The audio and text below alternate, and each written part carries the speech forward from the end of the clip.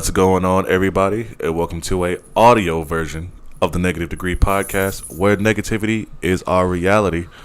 I'm your host, DJ Frostbite, but I will not be going by that name for long, because I got something else I might be going as. I'm joined here, as you see on the screen, by the big homie Jake, a.k.a. Ecole, as he wants to be called. Shit, I didn't realize you were actually putting that down there, man. Hey, why not? That's a name I used to use. Yeah. I got you as Jake on the screen, but I just wanted to put that out. All good, all good. I can't say your full name because of purposes. Oh no, I'll say Jake the bartender. Let's go with that. JTB. Jesus, right? Okay, so, man, what are we doing today? How you been, man? I know we've been talking for a bit, but how you been? I'm breathing. I mean, shoot, still planning on buying that house. Housing bubble's about to burst, so I'm happy as can be. Nice. Yes, you are still breathing. You still got the cane. Yeah. Got the pimp cane and stuff going. I gotta get you a pimp cup. No, Lord, come on, man. I gotta get you one pimp cup. Okay. We'll get one. But how's things go? You showed me Felix's new jacket and shirt. For those of you who don't know, if you have not seen Jake, Felix is Jake's cat. It is one of the coolest cats I have ever seen. Like, it is very chill. This is a cat that is like almost a dog, or like it's like a person. Yeah, it's almost like a person. Like, shoot, man, he goes out to the bar with me, everything else, chills in his seat, just happy to see everybody. Mm-hmm. Like, and man, honestly, he likes clothes. It's the weirdest thing in the world. Yeah. You don't like being naked. Yeah, Jake has a punk vest and button-down shirt for Felix, so they will match. Like, if you see either of them, they'll be matching, definitely, for sure. So we have no topic for today, but I gotta get into it. So leave comments, like, share, subscribe on all social media platforms. I guess I'll say this now. This podcast now has a TikTok. Wait, what? Yes. I did not want one. I would say that right now. I did not want one, but it has one. There is nothing on it. I have not been on it because I hate TikTok with a passion, but it has one just so I have the name for it. So if you want to follow it, it's on there. I might do like clips or something, so I'll have something on all social media. But yeah, follow me on there. I'm on YouTube, Facebook, Twitter. Join the Discord. That's man, I haven't done this in a while. Join the Discord. That's also Negative Degree Podcast. Join the Frozen Wasteland. Let's be a part of the community. Let's have some chats. Let's have some discussions, because the world is going to shit. But we can always talk about just anything. You can even ask me. Somebody's texting me. Sorry, but you can even ask me to talk about certain topics, and depending on how I feel about it, and if it's not too crazy, you might get it. I might talk about it on here. So I know the topic for tonight. What's up? Strip club horror stories. Yes. Yeah, we've been trying to hit that one forever. Very true. But before that, so another thing I need to make a confession on here, which I know there are a lot of people who watch this, but I said something on here like 20 odd so episodes ago where I said I was going to swear off dating apps and shit like that. I did say that. But no. So I've been doing Facebook dating, and it sucks. That is the only thing. Like, I think it's only been like a few weeks. I've matched up with a few people, but I haven't really talked to them. I matched up with one of my exes, who we met up once. She came to see me at what's Austin's place? The Shadows. She came and met me at the Shadows. We hung out and stuff. We made out a little bit, but that's about it. because she was like, I'm tired. I gotta go home. 'Cause she's a nurse, and also she got 2 kids. Oh, really? That one? Not that one. Oh, Not okay. that one. This Okay, this I is was trying to someone be you. like, man. This is someone you haven't met. This is someone from when I used to live in Garden City. Okay. Yeah. Now, I'm like, this is the recent one, my dude. I'm gonna beat your ass. No, Like, that's love she you. had 5. That Yeah, one had no, I 5. remember This that. one had 2. Man, seriously, with 5, you should have known to avoid that from the get-go. But See, here's the thing. Like, loneliness and sexual depravity will do a lot of things to you. dude, that's why you masturbate before you even think about Yeah. sex. No, yeah. It's only so much self-care. no. can You do. need that wise man time. That's actually what the Japanese call. Like, seriously, you take care of it. True, get it, but get also it was some pussy, right? Which I'm sorry, like even with that girl who had the 5 kids, like I said, I was like 0-4. Like I was down, and I'm mad at myself about that one. Like I don't know what the fuck I was going through. Like my dick was just like, well, one, I was drunk most of the time when I was with her, so that's one reason. But yeah, this ex was someone that I knew when I lived in Garden City. And the reason that, well, I can't even really call her my ex. We messed around once. And, like, we used to hang out and shit. But her daughters liked me. And at the time when we were talking, they were, like, 5 and, like, 1.5. Now they're, like, fucking old. Like, they got bigger. I was like, damn. Like, time fucking flies. But yeah, me and her hung out. She met me at the Shadows while I was DJing there, like one Thursday. We hung out a little bit afterwards. Did a little making out and touching and stuff. Was trying to get it back to my place because I was just like, hey, I haven't seen her since. Like we were supposed to hang out a couple times. I haven't heard from her. Haven't seen her. I was like, you know what? Probably good because X is an X for a reason, my dude. well, that and the fact that the reason why I stopped talking to her was, and she claims that she doesn't remember this. She told me that she didn't want to date me because I was black, and she was Mexican, and also she's fucking crazy too. I remember you telling me about this one. Yeah. Okay. You might want to put the mic a little bit closer to you, bro. All right. I gave you the extended All right, cord, all right. so you got a lot of leeway. You got a lot of cord.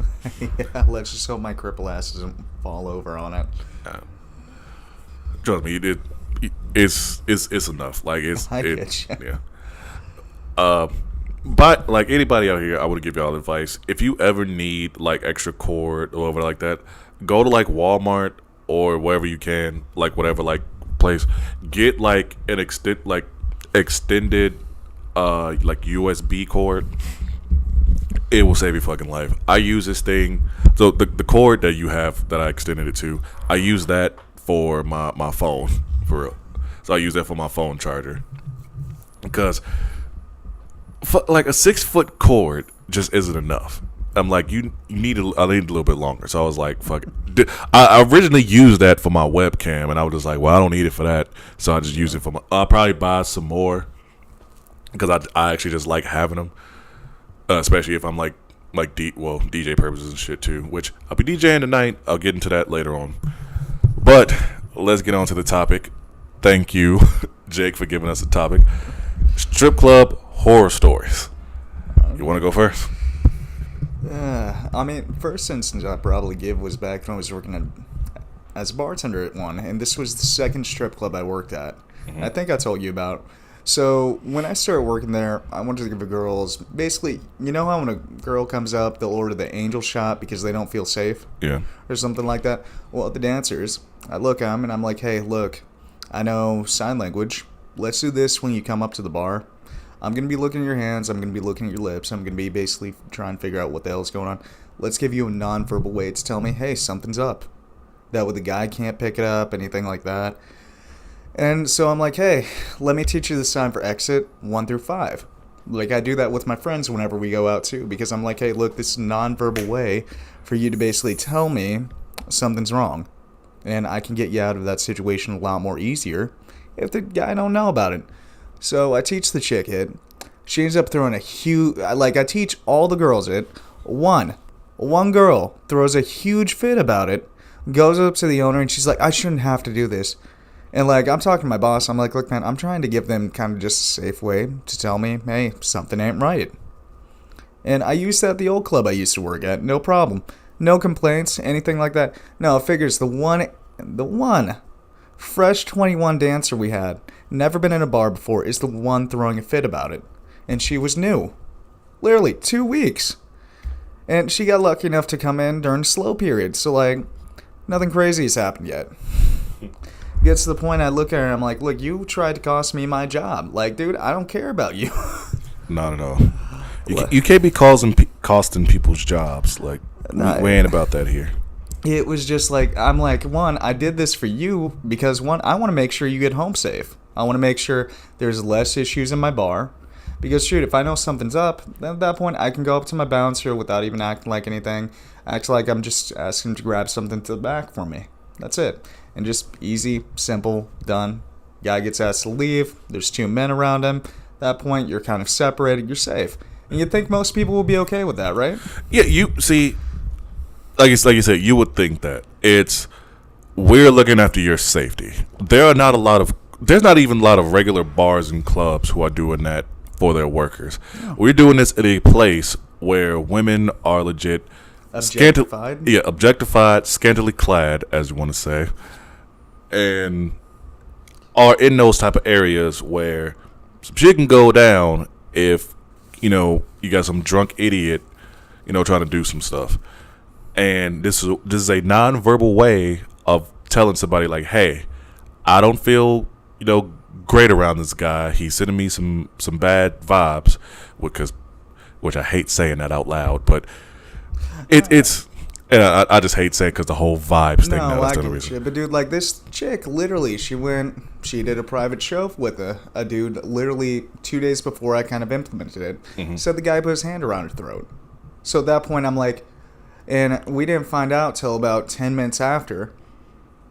And she didn't come up and tell us. Then we finally kick him out because, well, he's being an ass. Yeah. And we're just like, yo, what happened? And she explains, and dude, I told her this stuff to keep her safe after she told me that. And I'm like, look, here's an easy thing. A few of the other girls know it. Like, it's a loud bar, for one. Yeah. I'm going to know what that means immediately. And it's just a real, and it's not, like, literally, it's a hand sign that basically can't be mixed up. 1 through 5. And if it's 5, get them out of the bar. If it's 1, things are chill. Mm-hmm. Like, I'll look at them and be like, you okay? And immediately, that's done. I know things are good. Okay, we're set. Yeah, like the fact that someone is just like, oh, I don't want to learn this so I can be safe. I was like, we're trying to, like, it's a thing of we're trying to keep you safe. Yeah. We as the good guys are trying to keep you away from the bad drunk idiot guys who are trying to do shit like you said, put their fucking hand around their throats, or probably trying to do more, thinking, oh, you're a stripper, so you must do XYZ when you don't. Shoot, man. So what's your one of yours? Let's start with the first job, the first fucking strip club I ever worked for, Executive Lounge, because I talk about this place all the fucking time, and I hate this goddamn place, and I wish they would just fucking close down. Like, I'm pretty sure they got closed down for a bit and then they reopened, but so. When I was a DJ over there, and of course it's like 2 black ladies who are like the managers or whatever. No, fine. And I got told, limited rap music, like barely any rap, mostly rock, country, pop, stuff like that, even like reggaeton. Which, if a lot of people don't know, like reggaeton is still rap, so it's just rap but in Spanish. So, but here's the thing. A lot of their girls apparently didn't get the fucking memo because they still trying to listen to rap music. And I'm just like, hey, I can't play rap music. Can't play rap music. You know I can't play rap music, so why you ask me to do this?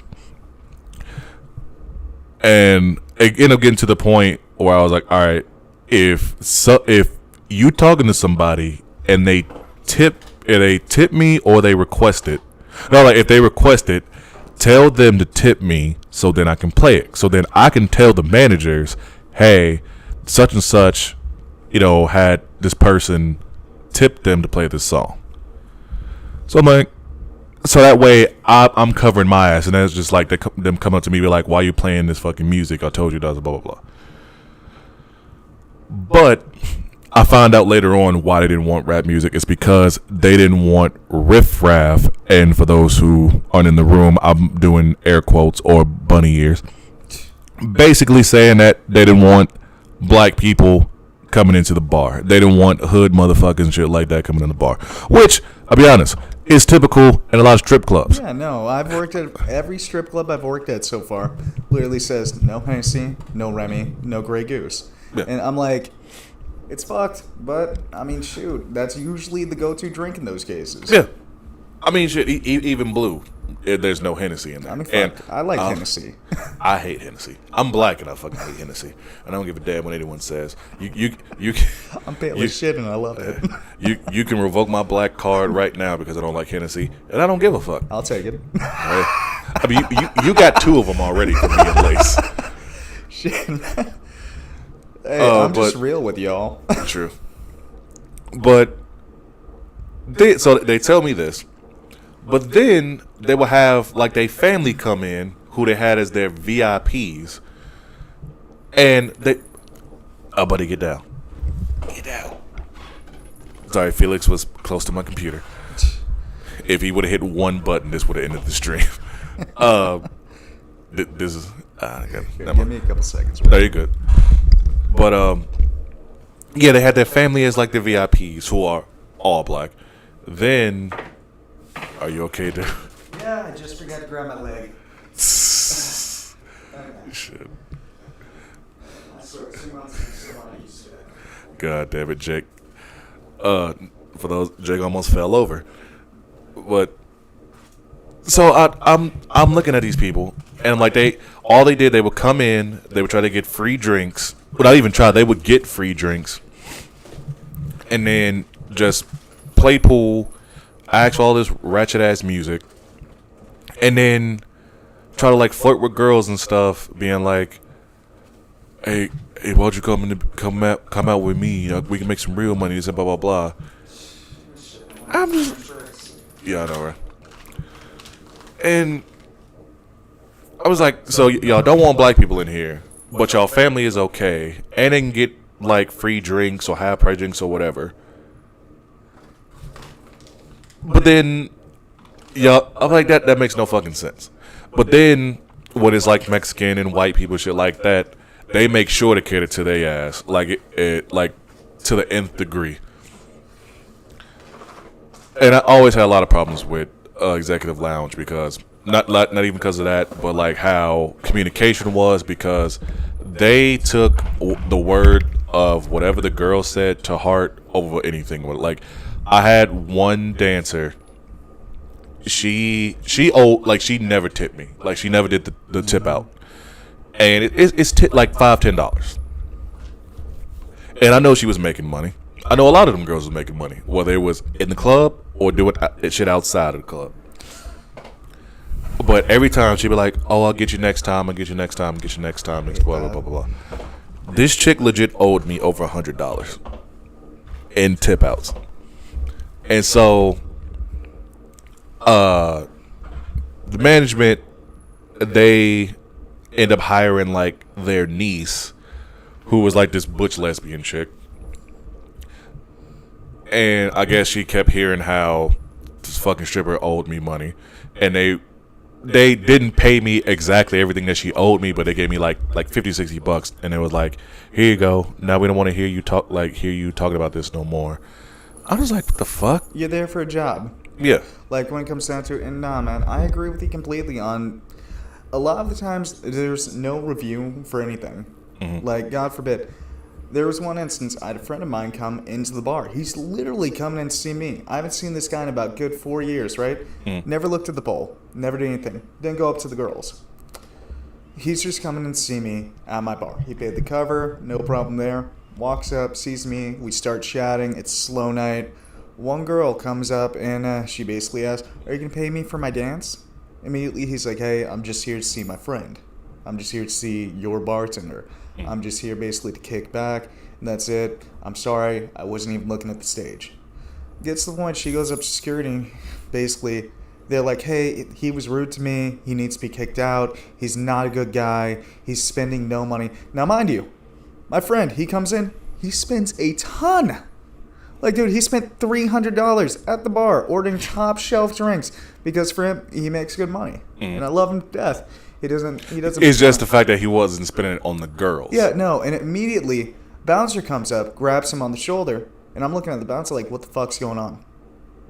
And he's like, "Yeah, one of the girls said he needs to go now." And I'm looking at him. I'm like, "No, I overrule this. He's staying here. If boss wants to talk to me later on, we can go through that route." But he spent this much. He hasn't left the bar once, except to go to the bathroom, which I have direct view, and he has not spoken with anyone. Who was the girl who said it? Points it out. Immediately, I go up to my boss afterwards. Shift's done. I'm like, "Hey, dude, look, this chick's going to cost us more money later on." And boss talks to her, and he's just like, "Hey, nah, look, you need to make sure she feels safe." And I'm like, you're shitting me. That mean he got his dick sucked in the back. Probably. Because she was fucking crying or some shit like that. Which does happen. Oh, yeah. Like, that does happen a lot. I'm gonna get on that stories later on. But, so, back to fucking Executive Lounge, which, again, hate this fucking place. I was there for probably like just a few months, which is sad. Like, I think I was only there for like probably 2 months. I started in like December, and they ended up firing me in like February, and I was like, I don't give a fuck. So I've always had a thing with just like I hated that place. It was all like it was on the other side like of town, and I live on the east side, so it was already a pain to get there, and then just having to deal with those girls, like and that's the big thing with a DJ, which you shouldn't have to anyway, but it's always having to deal with the drama from girls and shit, like dealing with their fucking personalities and all the diva princesses. Yeah, the entitlement. Like, dude, it is like, shoot. Hey, I'm not here for you. You dance, you get off stage, pay me, we're fine. I'm not flirting with you. I'm not looking at you. The only time I'm looking on stage is to see when you're done and when you get to see if you're getting tipped before I go into your next song and your last song, so I can get the next girl up. That is it. I don't care what you look like, who you talk to, who you're with, if you want to fuck, none of that shit. I don't care. Now, it is one stripper who I actually did try to get with, and then some shit happened, and we didn't fuck, but it was just a whole drama shit. That was the only time, and that's the only time I ever deal with that shit. But there was one night, and my bosses were giving me shit because I wasn't on the microphone enough. They wanted me to basically be on the microphone the entire time other girls were dancing. And I'm looking like, why? Why do you want me to be on the microphone the entire time, be like, all right, guys, get closer to the stage. You know, make sure you're paying these girls. That's blah, fine blah, at blah, the blah, beginning and the end, but through the entire song. Shit, if I'm seeing a girl shake her ass, I don't want to hear a guy's voice. Exactly. Like, shoot. That is the entire my brother point. Described this actually in the best way possible. He's like, look, if I'm watching porn, I don't want to hear the guy moan. Nope. Yeah, I don't want to hear shit from the guy. I don't want to hear, oh yeah, you like that, bitch. None of that shit. I don't want to hear none of that. I want to hear cheeks clapping and the girl being like, oh my god, like I want that dumb shit. Oh fuck. But no guy or even girl is going into a strip club to hear the DJ talking. It's girl on stage, song playing, transitioning, be like, all right, she's gonna do one more song, blah blah blah, up next. That's it. Which I didn't really do that there because, like I said, that was my first ever strip club DJing gig. I didn't know really how to get into it because they didn't fucking tell me how to. Yeah, I ended up getting better later on after I left that fucking place. I've seen your venues. Yeah, but So they end up taking the microphone, one of my bosses, and the entire time it's just nonstop talking. If anything, that would turn me off. I wouldn't want to put money on the stage at that point. I'd just go to the pool table. Well, see, but then the opposite fucking happened to where a lot, like, girls had, like, grocery bags full of, like, dollars. Yeah. And it was, like, their way of, like, being like, oh, well, like, this proves us right or whatever. But I'm like, all the girls were just like, all the guys were like, oh, this that was annoying. Why is the DJ talk, like, why are they talking so much and this, blah, blah, blah. I was like, thank you. Yeah. And so I can hear them, like, at the end of the night while I'm packing up and shit, like, talking about me.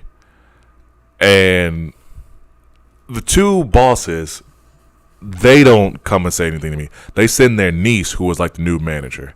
She comes over, she pays me. She was like, here you go, and your services are no longer needed. You're not fit to be a DJ here. And I'm just like, excuse me? Dude, that's the other thing about strip clubs. Like, if they let you go, like, it is the worst possible thing. Because it's like, they'll get in their head that shit, the way they need things done is right. Yeah. But then they'll be like, your services are no longer required. Second you're gone, you see shit go to hell. Yeah. Because, like, they're trying to transition over this thing and go straight back to the way it was. And I'm just like, you can't help but laugh. Because it's, like, the most unprofessional let go. Now, granted, it's a seedy, not good environment. In my opinion, too much drama, too much bullshit, too much entitlement. The fact that the girls are basically, like, stealing money from them, too. Because they were making their own prices for, like, lap dances, and then getting extra money from off top of that shit, and also doing some extra shit on top of that too. I mean, I hate to say it, for the lap dance thing, I get, because it's like, shoot, if you're gonna be touching some random dude and, like, he's been kind of a jackass or some shit like that, then yeah, you want to charge him a little extra, make a little extra money off of it. Yeah. And girls can, in a lot of strip clubs, I've seen it where the girls can decide their own price, and that's fair. Yeah. And like this, like, Executive Lounge, they like it was going through girls like crazy. Like, we had some girls who were cool, but then it was, like I said, it was a lot of girls who were just divas. Like, it was this one chick who was like, "Oh, I'm used to charging $80 for a lap dance and doing this and doing that and blah blah blah." I'm like, "You ain't gonna Kansas? I don't know where." No, but I'm like, honey, you're in Kansas. Exactly. And then she didn't last that long.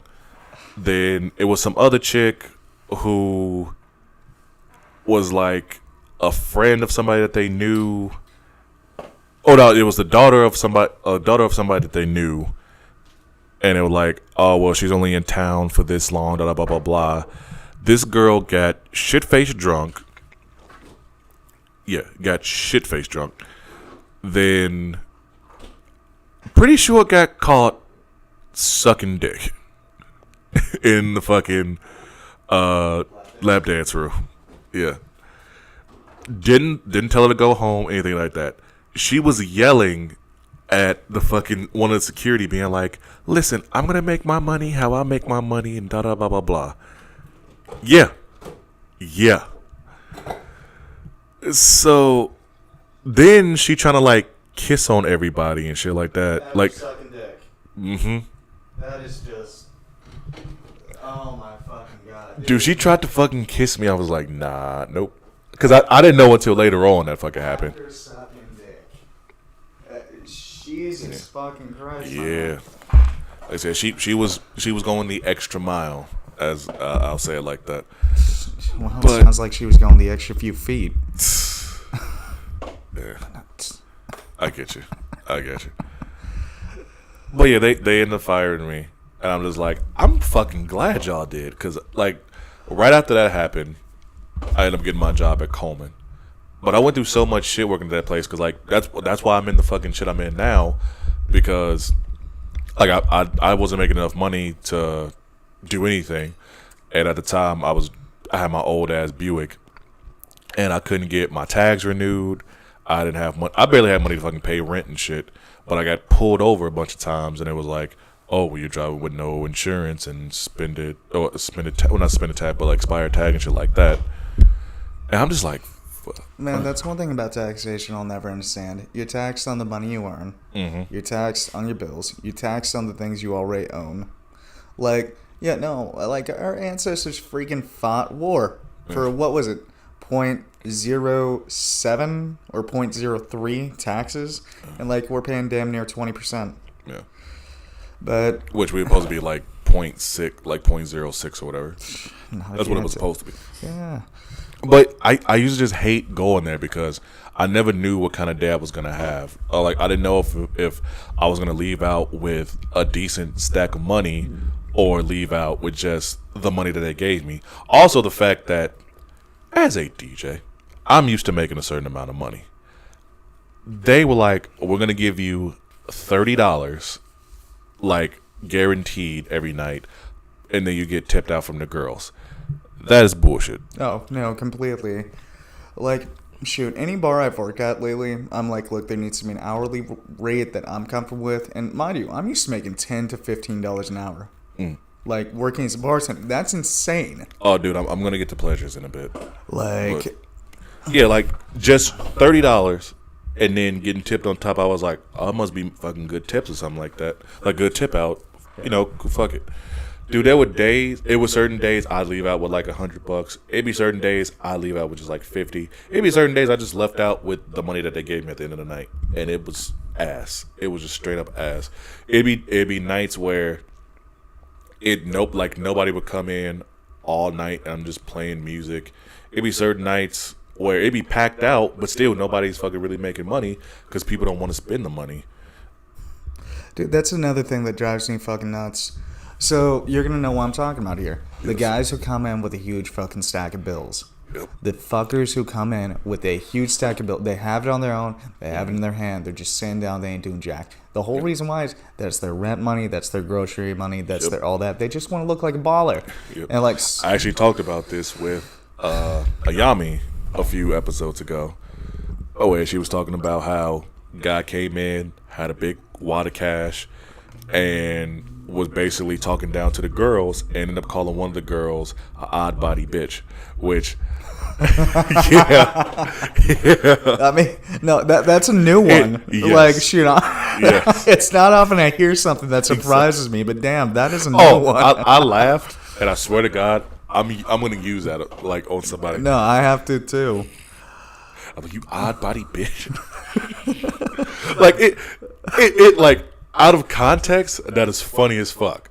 But like saying that to somebody who, like saying that to someone in a strip club who is just trying to do their job is different from going out, somebody treating you like shit and saying it. Oh yeah, nah, dude. It's like if somebody comes up to me and asks for a certain drink, and I'm like, look, there's about 50 different ways to make the specific shot you're asking for.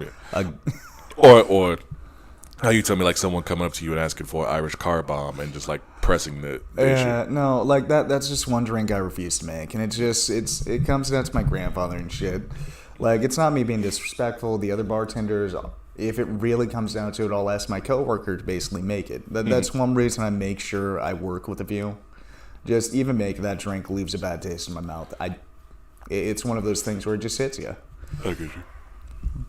But, dude, speaking of drunk chicks, though, earlier. Let's go. Okay. There's one chick. We'll call her Caroline. Yeah, fuck, that was her dance name. Screw it. Full out every night. We don't give a fuck anymore. Yeah, I don't. No, this bitch pissed me off. And it takes a lot to piss me off. I've worked in the bar scene for about 7 years now. And I've only been pissed off 5 times. Like, shit, you know me. Yeah. Me getting pissed is an extremely rare event. You have to kick my cat usually. Yeah. We're gonna get to a pissed off story. Fucking hell, this chick will get trashed every fucking night, and gets to the point. My manager comes up to me and he's like, "Hey, she's cut off." And same thing happens to another girl because same shit. The one who gets trashed originally, Caroline, just full out, just non-stop drinking, goes out to her car and drinks, does all this. End of the night, she's sloshed. Like, I can damn well guarantee she probably drank a full freaking 2-liter bottle. Probably. By the end of the night. And, but her head would be down on the table. She'd be screaming, yelling. She smacked a guy across the face once, which that's assault. So it's like, and for nothing but talking to her, because I heard this whole conversation. He's just like, "How's your day?" And then he's like, "That outfit looks good on you." And yeah, he may have been a little condescending, but don't fucking smack a bitch for that. I mean, just saying that outfit looks good on you. It was kind of a condescending type deal. But Oh, he was like negging her. Yeah, no, but he was just pretty much ogling and all that, and just nonstop drink. And don't get me wrong, shoot, we've all been there, but like the deal is, you gotta figure out when you're going down that hole and realize this is not the environment you need to work in. I got to the point one day, I even had to talk with her where I'm like, look, I'm never serving you again, because it would get to the point that when I got done serving her, she'd go out to her car, drink more, and I'm like, one, you're an employee here. You don't do that. Like, no. I don't give a damn if you go out to your car and smoke weed. Like, shoot, yeah. No, I get this stressful environment, and I get taking a few shots. Shit, motherfucker, go in the car. Shit, they would do that shit in the on the patio area. It depends on the club, but like legit, just gets to the point she starts screaming and yelling at me after I do that, and I'm just like, okay, you know what? Fine. Fuck it. I can talk to the boss, basically say, I don't need this job. They need me. Exactly.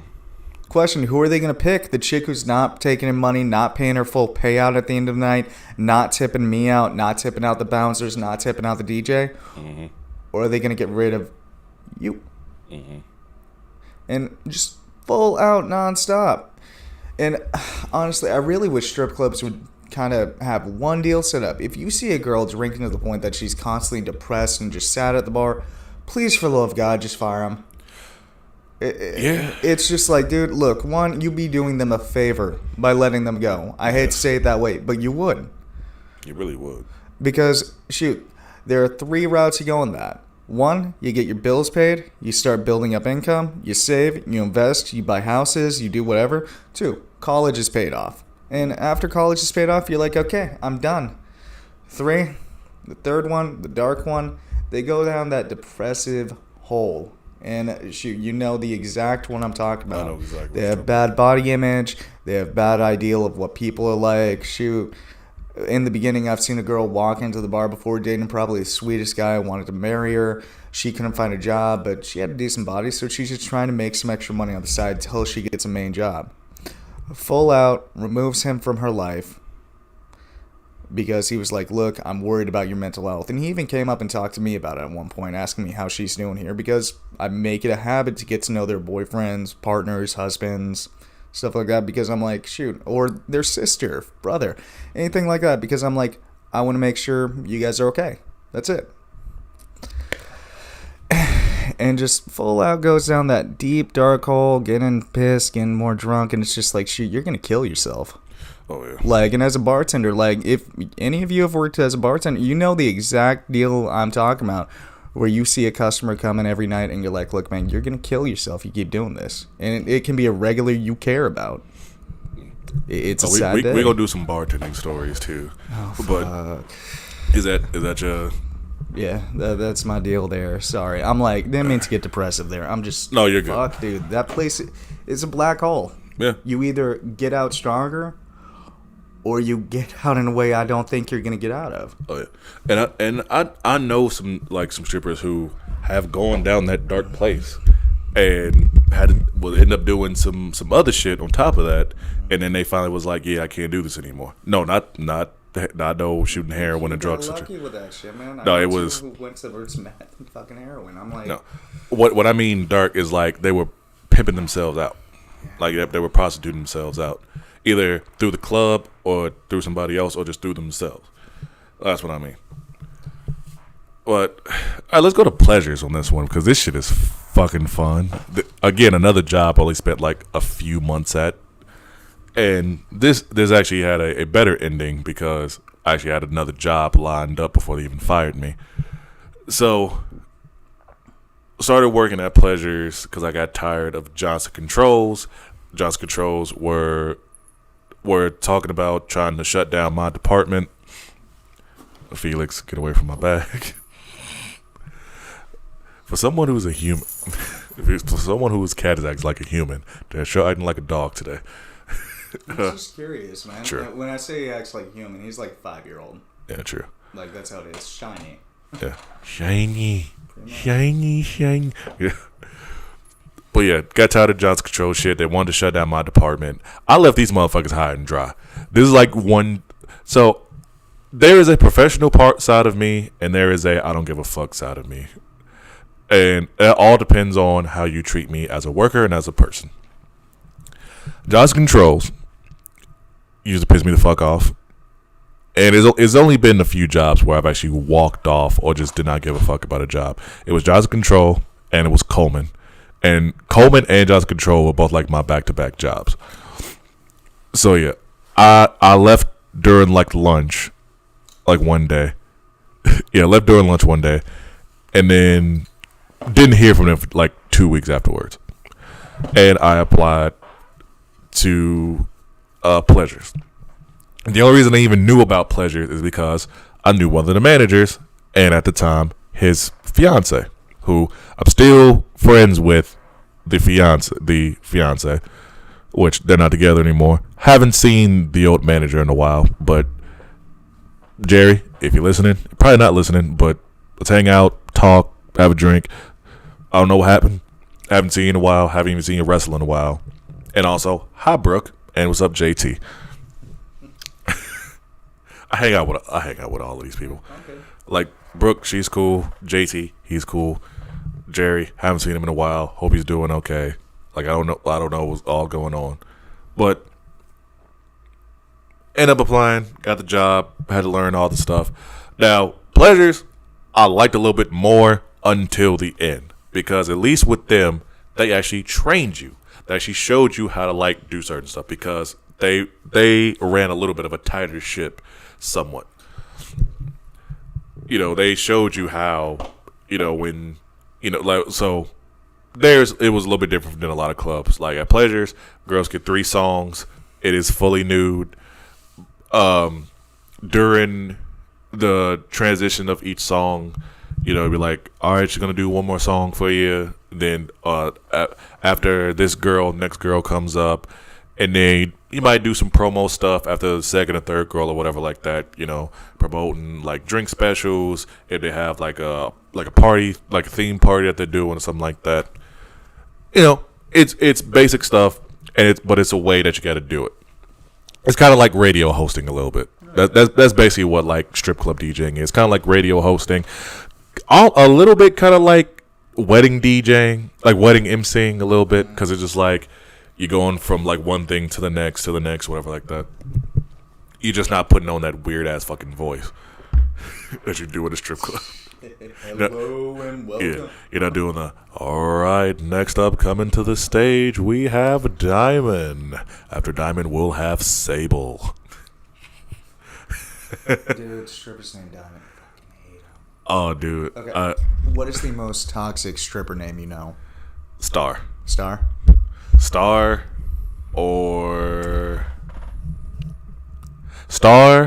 rose, or any type of like flower. You know what? You're hitting the nail right on the head. Oh yeah. Celeste is another one. I never had a Celeste. You're a lucky man. I think I had, but she was actually cool. But any flower or star, star, I can't even joke about that. There was one. Oh yeah. Fucking hell. Sorry, I just you brought it up and I'm like, fuck. But for a while, I was doing pretty good. Who's calling you? Hey, damn it, Jake! You got people calling during the podcast. No what? All right. So, Jake's on a phone call. Everybody. But I was doing fine for a while. Girls liked me. They liked my music choices and stuff like that. So Pleasures is a little bit different. They have their own like house computer where they have a bunch of songs already added in. It's no Wi-Fi, no internet like connected to the computer because it was a very old ass computer. This thing was like running on like Windows Vista or some shit like that. It's like that old. So couldn't do Spotify, couldn't do Apple Music, anything like that. But tried to add music if I could because being a DJ, having all these different. Told you. I work tomorrow. Fucking told you. I fucking told you. I told you that was gonna happen. Told you. Okay. Legit, I told myself, you know what? I'm just gonna let the universe decide. Then I get a call, and I'm like, yeah. I told you that we're gonna call you. I know. Catch Jake at Fever tomorrow. I already know. If you're in the Wichita area, go see Jake at fucking Fever tomorrow. I'll be there 8 to 2. Yeah. Well, Fever opens at 9. Yeah. Yeah, Fever opens at 9. You can see him at 9 o'clock. Felix not included. Not this time. But I said for a while, it was going good. Had no problem with any of the girls. Then that's when shit kicks in. So for any DJ or even like any person out there who thinks about wanting to like work for a fucking strip club, don't. I will say this right now. Whether you're a DJ, you're security, you are a bartender, anything like that, even a fucking waitress, depending on waiter or waitress, there is a certain period of time until shit will hit the fan, and the girls will go from like liking you and treating you like a friend or whatever to hating your fucking guts, and it's just for making like 1 to 2 small mistakes. Yeah. No, or just like one comment that they misinterpret. Yeah. Or there's just them being a diva and they just missed, like, they didn't get enough money or whatever, some shit like that, and they treat you like shit. I got all of that, like, tenfold. So I was still I was still learning, like, a lot of the girls' names because I was working, like, afternoons for, like, I was working noon to 7. And I was getting, like, different girls, like, every other day or every day, so like depending. And for like my first 2 weeks, I was getting a lot of girls' names wrong, or I was overthinking in my head, and like I knew who was on stage, had the other person's name in my head to announce, and I said that girl's name on like while the girl who I knew was on stage. So it was a lot of shit like that. But then it went from that to one chick whose name is Essence, and I don't give a fuck. Because I don't give a fuck about saying this bitch's stage name. I think I do know her actual name. I'm not entirely sure. Let's avoid that. I know. I don't think I do. But Essence, this ugly little bitch, and she was an ugly little bitch, and I don't give a fuck about saying that. She was like the princess diva, because her sister worked with her. I think she was the youngest, and she thought she could run shit. So every time she'd go up on stage, she'd be like, so Pleasures, they have like LED lights around the stage. And as DJs, we control it. A lot of girls, they have like a certain color that they want when they go on stage. Some girls just prefer red because it's darker. Some do like purple, whatever. For like black girls, shit like that, we try to keep it like to a neutral color, like purple, like purple, blue, somewhere around there. Because it's like good on skin tone. I know that sounds kind of fucked up, but no, it's just lighting. Yeah, like because when I first heard it, I was like, that's kind of fucked up. But then I saw it, I was like, you know what? That's kind of right. Because it was this one chick. Well, I thought she was like Mexican, but she was like German and some other shit. She had like a dark, like not olive. Yeah, a little bit darker than olive, like a little bit lighter than my complexion, like a little bit. Okay. And she would do like pink or like purple, stuff like that, and it matched. It actually did look a little, like, it actually did look good. It probably just because I want to smash her, but I wasn't gonna go for it. But yeah, every time she was like, "Oh, I don't want this color. I want this," and I'm just like, and they had like girls had on like, for some reason I don't know what, but it was like on a fucking small ass sticky note of like the girls' names and what color they wanted when they went on stage. And I was like, it says on here, you want this color. But like every single day it would always change. It would go from yellow to white to green. I'm just like, bitch, pick a fucking color. Sounds like you're dealing with a toddler. Yes. She's probably the same height as one too. Oh shit. So I was getting shit like that. And it was mostly from like the same kind of girls. There's one girl, Atlanta, who I've actually seen recently when I was at Blue and I wanted to throw this bitch in the trash. Literally. I've never wanted to physically throw somebody in the trash more than these two. Like, it's 3 girls that I want to throw in the, like, physically, like, pick up, throw them in the trash, like, head first or power bomb style. Like, just, like, slam dunk these bitches in the fucking garbage cans. But it's 3 strippers from the same place. Essence is one, Atlanta is the other one, because she would never tip. She was one of these little ghetto bitches who she fucking want to go on stage knowing it's a rock bar, but still wanted fucking hip, like, rapping and stuff. I'm like, you do realize there is no rap in this fucking computer. Why? Well, it was, but why are you? And, like, you know, they don't want rap music in here because, again, strip clubs don't want a lot of black people. Well, let's put it like that. I mean, they want black people. Yeah. They don't want niggas. Let's put it like that. They don't want niggas. They don't want hood boogers. They don't want none of you motherfuckers that come in and be like, hey, yo, you got Hennessy or Grey Goose or Patron or E&J. Patron's usually okay. Yeah, I know. But you know what I mean. I do. They don't. They're like, they don't want the dude who's going to be rosé. walking up with a damn stack of ones and not tossing it. Exactly. Or being like, hey, girl, how about we come to my place? We can, and, you know, this and that, blah, blah, blah. We can make some real money. Come to my hotel room. All that bullshit. Because I've heard all this shit. Okay. Let's go on to a positive one, though. Give me 1 second. Okay. My bad. I'm going to finish thought the topic was not. My bad, dude. There you go. So, I already got shit building up. Like, I think, like, I've had a lot of jobs to where it takes, like, no time for me to, like, hate these places. So it's this one day where I feel like the guy from Clerks, where it's like I wasn't even supposed to be there, but I was filling in for another DJ because he was doing he went out of town for Father's Day, and they were having a '90s party on a Saturday. So I was like, all right, I'll cover it. I don't mind. It's extra money in my pocket, and I needed it. So, come in. I'm in my, like, kind of 90s gear. I'm in fucking Jordans, Dickie pants, like the shirt, like big ass shirt. It's got like headphones on it. I think it's like a Car Canard shirt. I think. You know, I'm trying to fit the part, and I do something special. And I don't do this a lot. I don't do this for a lot of people. I was like, you know what? It's a 90s party. I want to fit the music. Because they said it was the one time we can play rap and stuff. So I bring my computer. I use my hotspot on my phone. I connect to Spotify. Do all this stuff so that way it's different music. And this is when shit starts.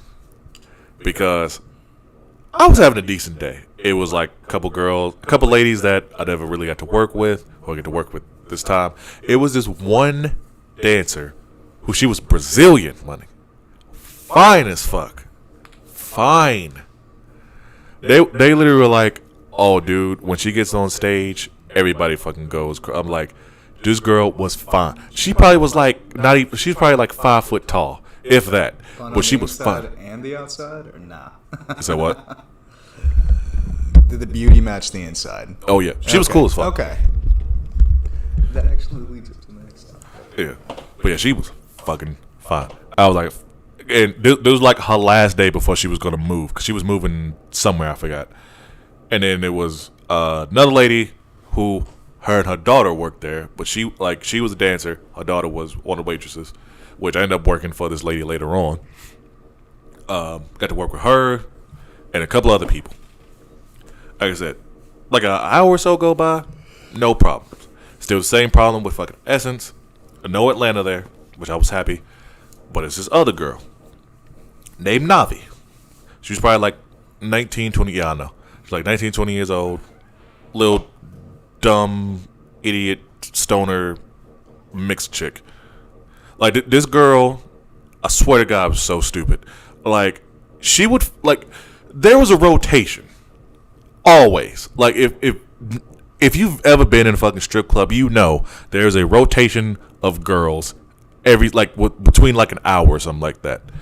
Every single fucking time, she would forget when she was supposed to go, or what song she forgot, like what song she picked and shit like that. I'm just like,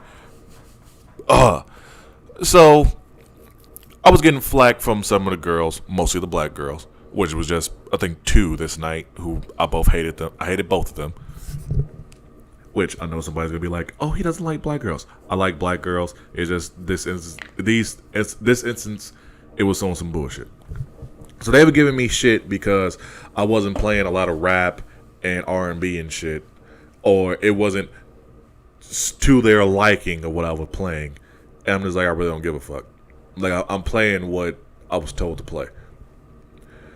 And so Navi, this little dumb bitch, wants to come up to me and be like, why you playing this rock shit? Why you not playing da da blah blah blah? And I fucking lose it because she tells me to I forgot what she says, but something to the point of it that's like stay in my place and do my job or whatever. Now, I do lose it, and I'm gonna say this, and I'm in the right for this. I don't care what any of you say. The rock music I was playing for her was Lenny Kravitz, who is a black man. Now, anybody in the world would fucking know this if they weren't under the age of 21. And I'm trying to explain to her that Lenny Kravitz is black, but she don't want to fucking hear it. She just like, why don't you play TLC or Aaliyah or da da blah blah blah? And I'm just like, I did play that for you. And the crazy part was, I had TLC and some other song after fucking Lenny Kravitz. She was bitching for no reason. So after she said, I need to stay in my place and do my job or whatever, I said, and I still stick to this shit to this day, I don't give a fuck. I might be in the wrong. I don't give a fuck. I felt like I was right for this. I said, how about you do your job and make my fucking money? So then she turns around and says, what you say? And I did the most this might have been dirty, but I think this is the most pimp shit I think I probably ever did in my life. I slammed the music down, cranked the fucking microphone up, and I said, get your ass on the fucking stage and make my motherfucking money. I had the entire fucking place be like, yo. And she went from trying to talk all this shit to be like, what are you doing? There's people. I was like, fuck that shit. Don't you ever fucking say that shit to me. And I'm like, I'm a fucking grown ass man. I ain't finna have nobody younger than me fucking tell me some shit like that. And you ain't finna fucking disrespect me at all. I don't care if you older, younger, or even my fucking age. You ain't fucking finna disrespect me. And I've had like, I probably wouldn't have lost my shit if I would have like let a lot of stuff out.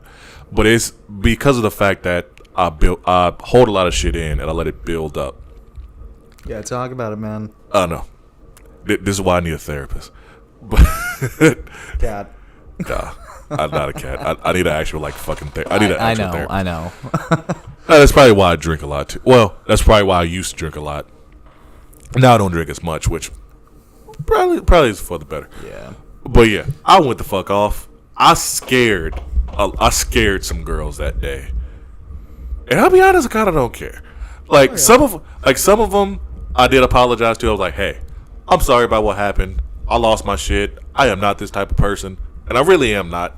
You have to really do some shit to me to get me to that point to where I call it the Hulk out. Like, I didn't even get a Hulk. Like, me hulking out is me doing some physical damage to you. This was nothing.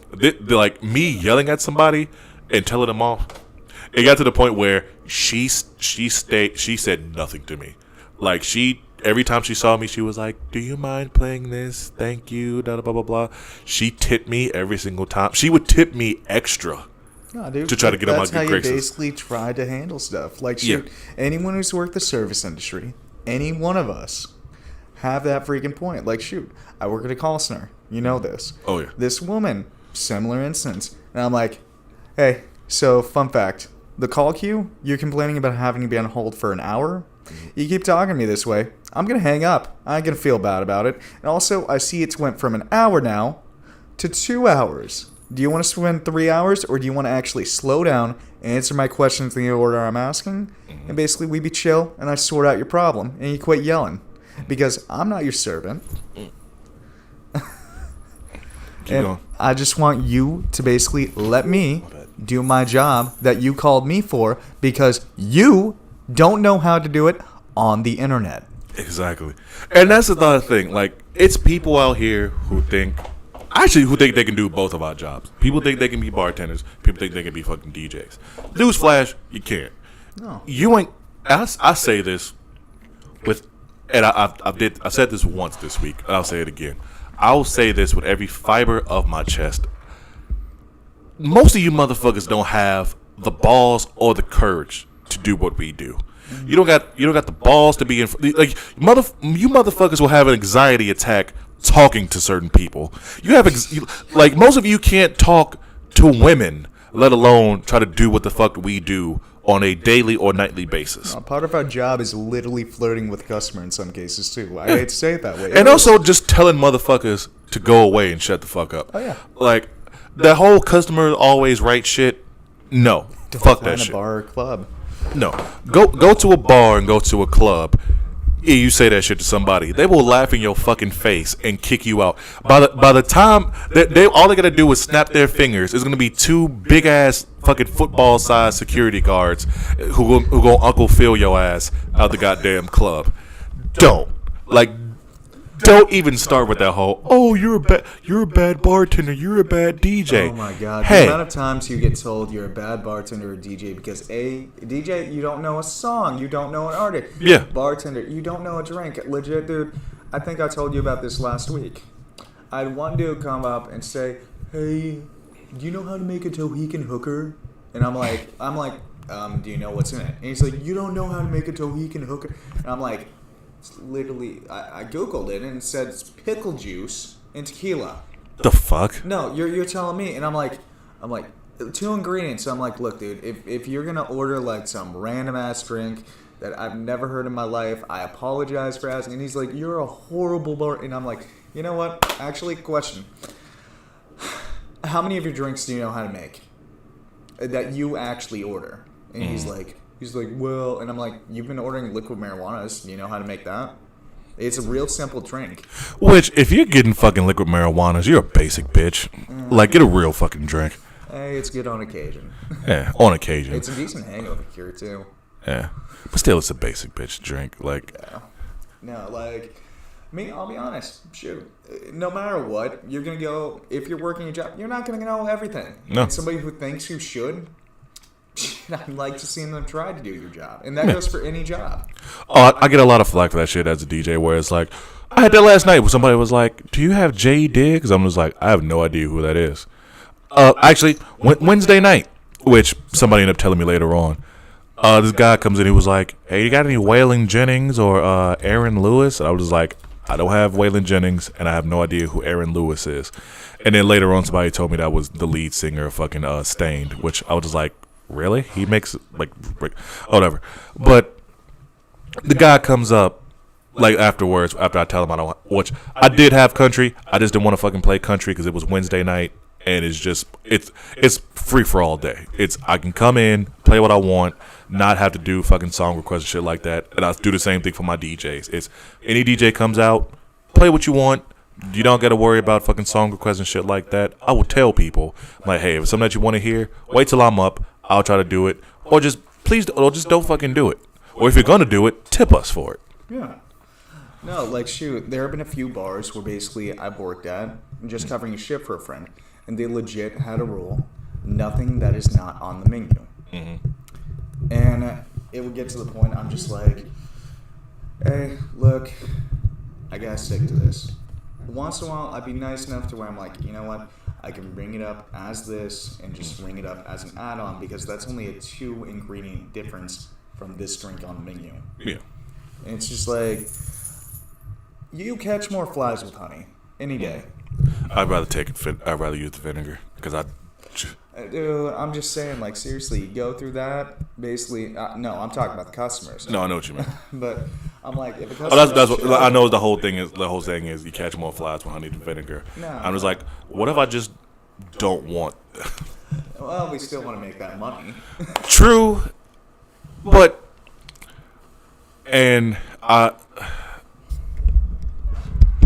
I think it's been a thing with like club scenes and stuff like that where they think that because of I think it's a thing in clubs where it's like we have to treat people a certain way because we want to keep our business.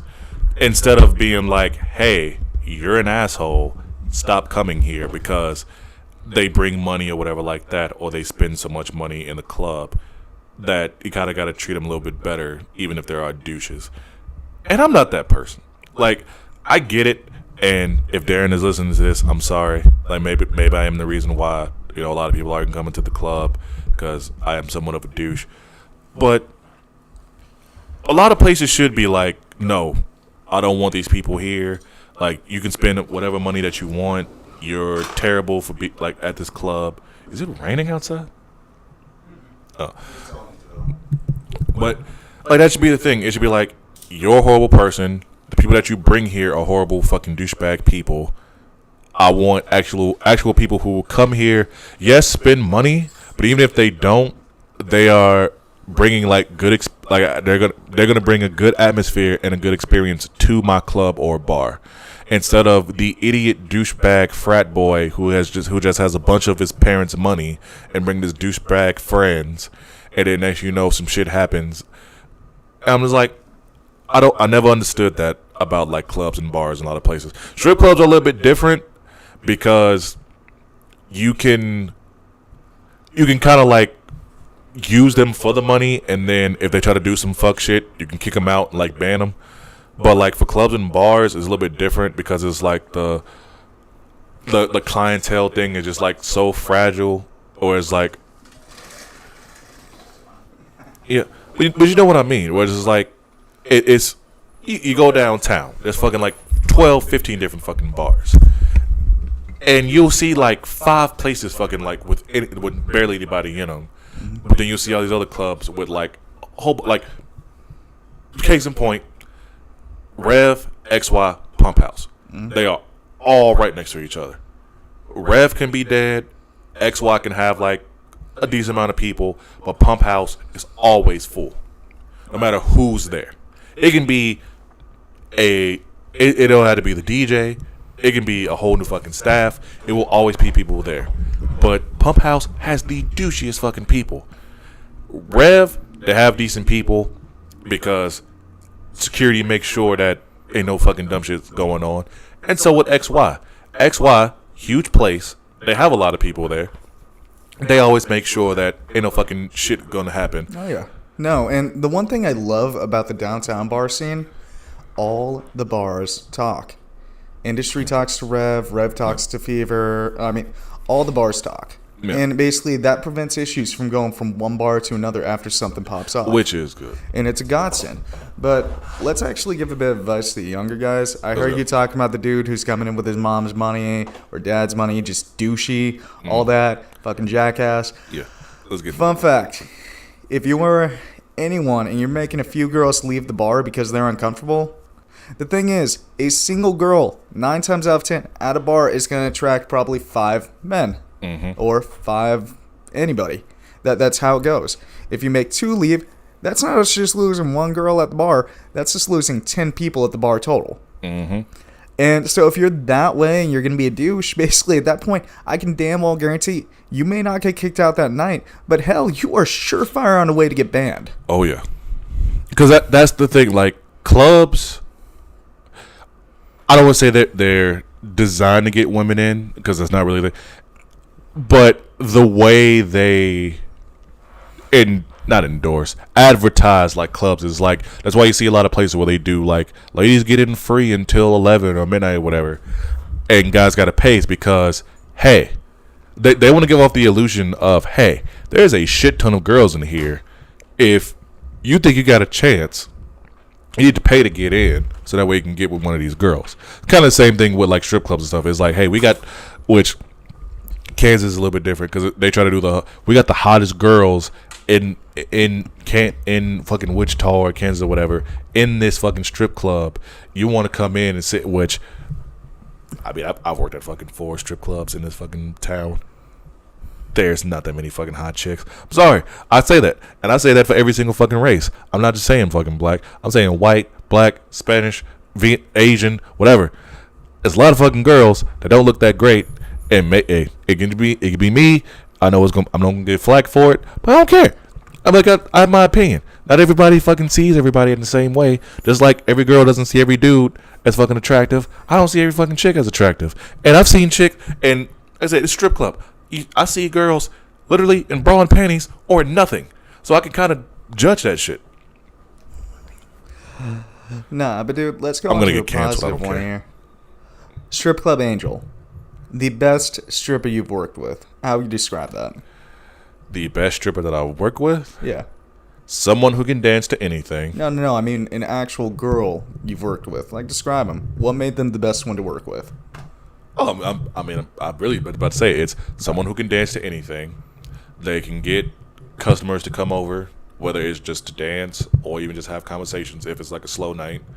And they tip you all the time. They make sure to tip you and take care of you, and sometimes they even like tip a little bit more because you either played what they wanted to or that you played something that they never heard before but actually liked it, and it's like, I want to add that to my rotation of songs. Oh, yeah. Nah, for me, working as a bartender, the best one I worked with, old coworker, I worked with her actually at 3 of the bars I've worked at. And there's a reason we kept working that way. Dream team, all that. She made sure there was no flat going on. Second she heard about drama or anything like that, she's like, nah, let's shut this down. Let's get back on track. And like, end of the night, she come up to me, tell me, hey, I'm going to need this, and this at these times. Have them pre-prepped. I'll come up to you after each rotation. Mm-hmm. That way I have her drink ready because it's a fast-paced environment. Like, it really is. Yeah. And end of the night, she's always making sure people are tipping. So I feel like the strip club angels always like the more veteran dancers, the ones who've like been doing it for a long time. Oh yeah. And I don't mean like 4 or 5 years, like a decently like long like amount of time to where it's like, hey, I know what you guys got to deal with, you know, like they built up like that clientele and rapport at a club. Yeah. Shit.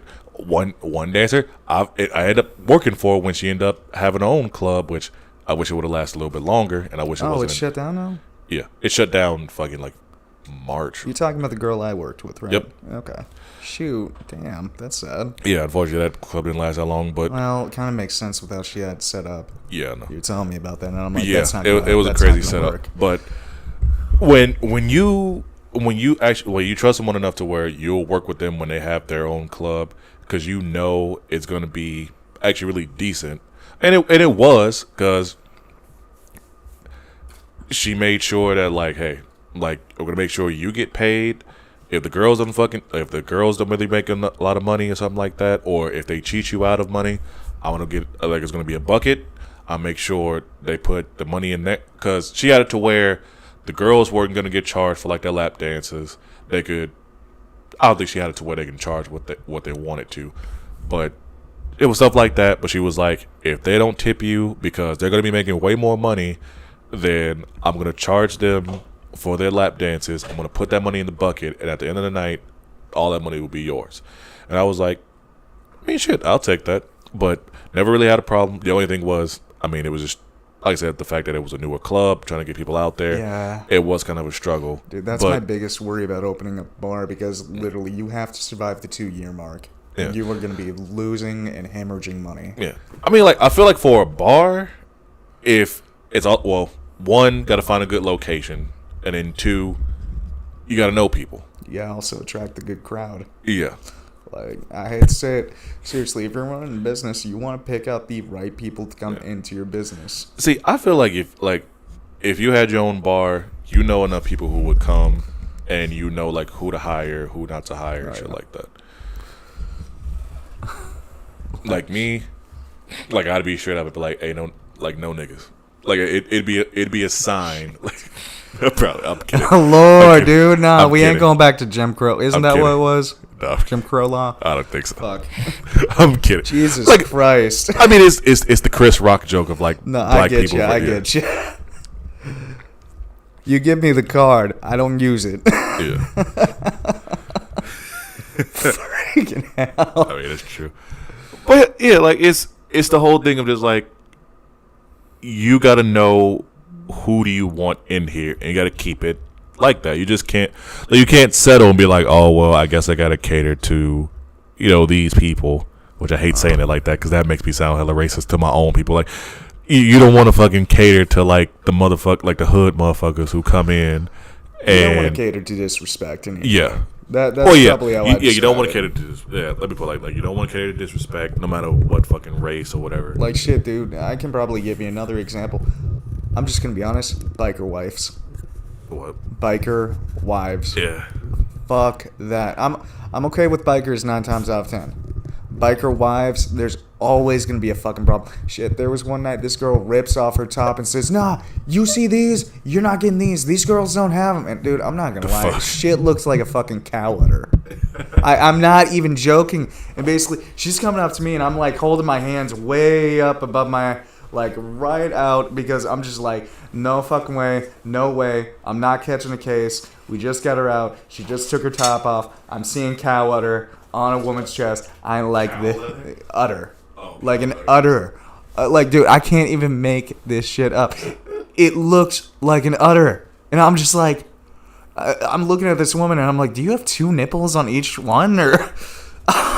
It was so bad, dude. And she was like, shit, she was about 50, or she looked like she was about 50, like, or at least late 40s, and I'm just like. I'm like, Jesus Christ, I don't want to deal with this. Gets to the point, I go in, talk to her husband. I'm like, dude, you need to get her the fuck out of here, because I'm like, I ain't catching a case for your woman. Like, my God, get her the fuck out. She's trying to fight our girls. She's trying to go through the full route. And I'm just like, man, I ain't want to be around her, because I'm like, dude, I don't know how crazy your bitch is. Like... Because she could be trying to be like, oh, you tried to touch me, Yeah, like, no, not just that. Like, fuck, I don't want to get decked by a woman. Then basically I have to decide, do I want to hit this person? Or do I want to keep taking the beating and try to get back into the building? Yes. Like, dude, freaking cow udder is the only way I can describe it. But like, udder 3? It's 4. Oh, no, but dude, like, legit, I was in shock, because like, shoot, then she's coming up to me and I'm trying to put on that nice calm voice you've seen me put on to kind of de-escalate a few situations, where I'm just like, hey, okay, look, I understand your frustration. Do me a quick favor, ma'am. Please step a little further back from the bar. Get your top back on. Look, I will gladly kick out your husband, too, if this actually ends the issue. And she's like, no, I'm just going to go home without him and lock him out. I'm like, yeah, no, you go do that. That's fine. Like, shoot. And I rarely ever do this, but I even offered. I'm like, ma'am, I can even pay for your Uber. Because I'm like, the sooner I do that, the sooner she gets the fuck out. Yeah. Dude, there's this couple that has came to Blue, I think, like 2 or 3 times, like on Wednesdays when I do the Wednesday night showcase stuff. And the first time they ever came in, it was a sorry, Jake's cat feeder, automatic feeder, just came on and scared the shit out of both of us. But every time they come in, it's just drama. Like, first time they come in, total just craziness. Like, they would get drunk. They go from being all over each other to arguing to where the fucking, like, chick was screaming, like, legit screaming, and then go back to being like, oh, I love you so much, blah, blah, blah, blah, like, making out and try to be all over each other again. Dude, I almost kicked them the fuck out. And I don't even own Blue. But I almost fucking kicked them out because they almost tipped over my computer. Oh, shit. Yeah. Dude, that's everything. Yeah. Like, this is a $600 computer. Like, $600 laptop. I don't have a fucking backup. And they were messing around, doing whatever. And the chick hit my laptop, and then dude hit my laptop.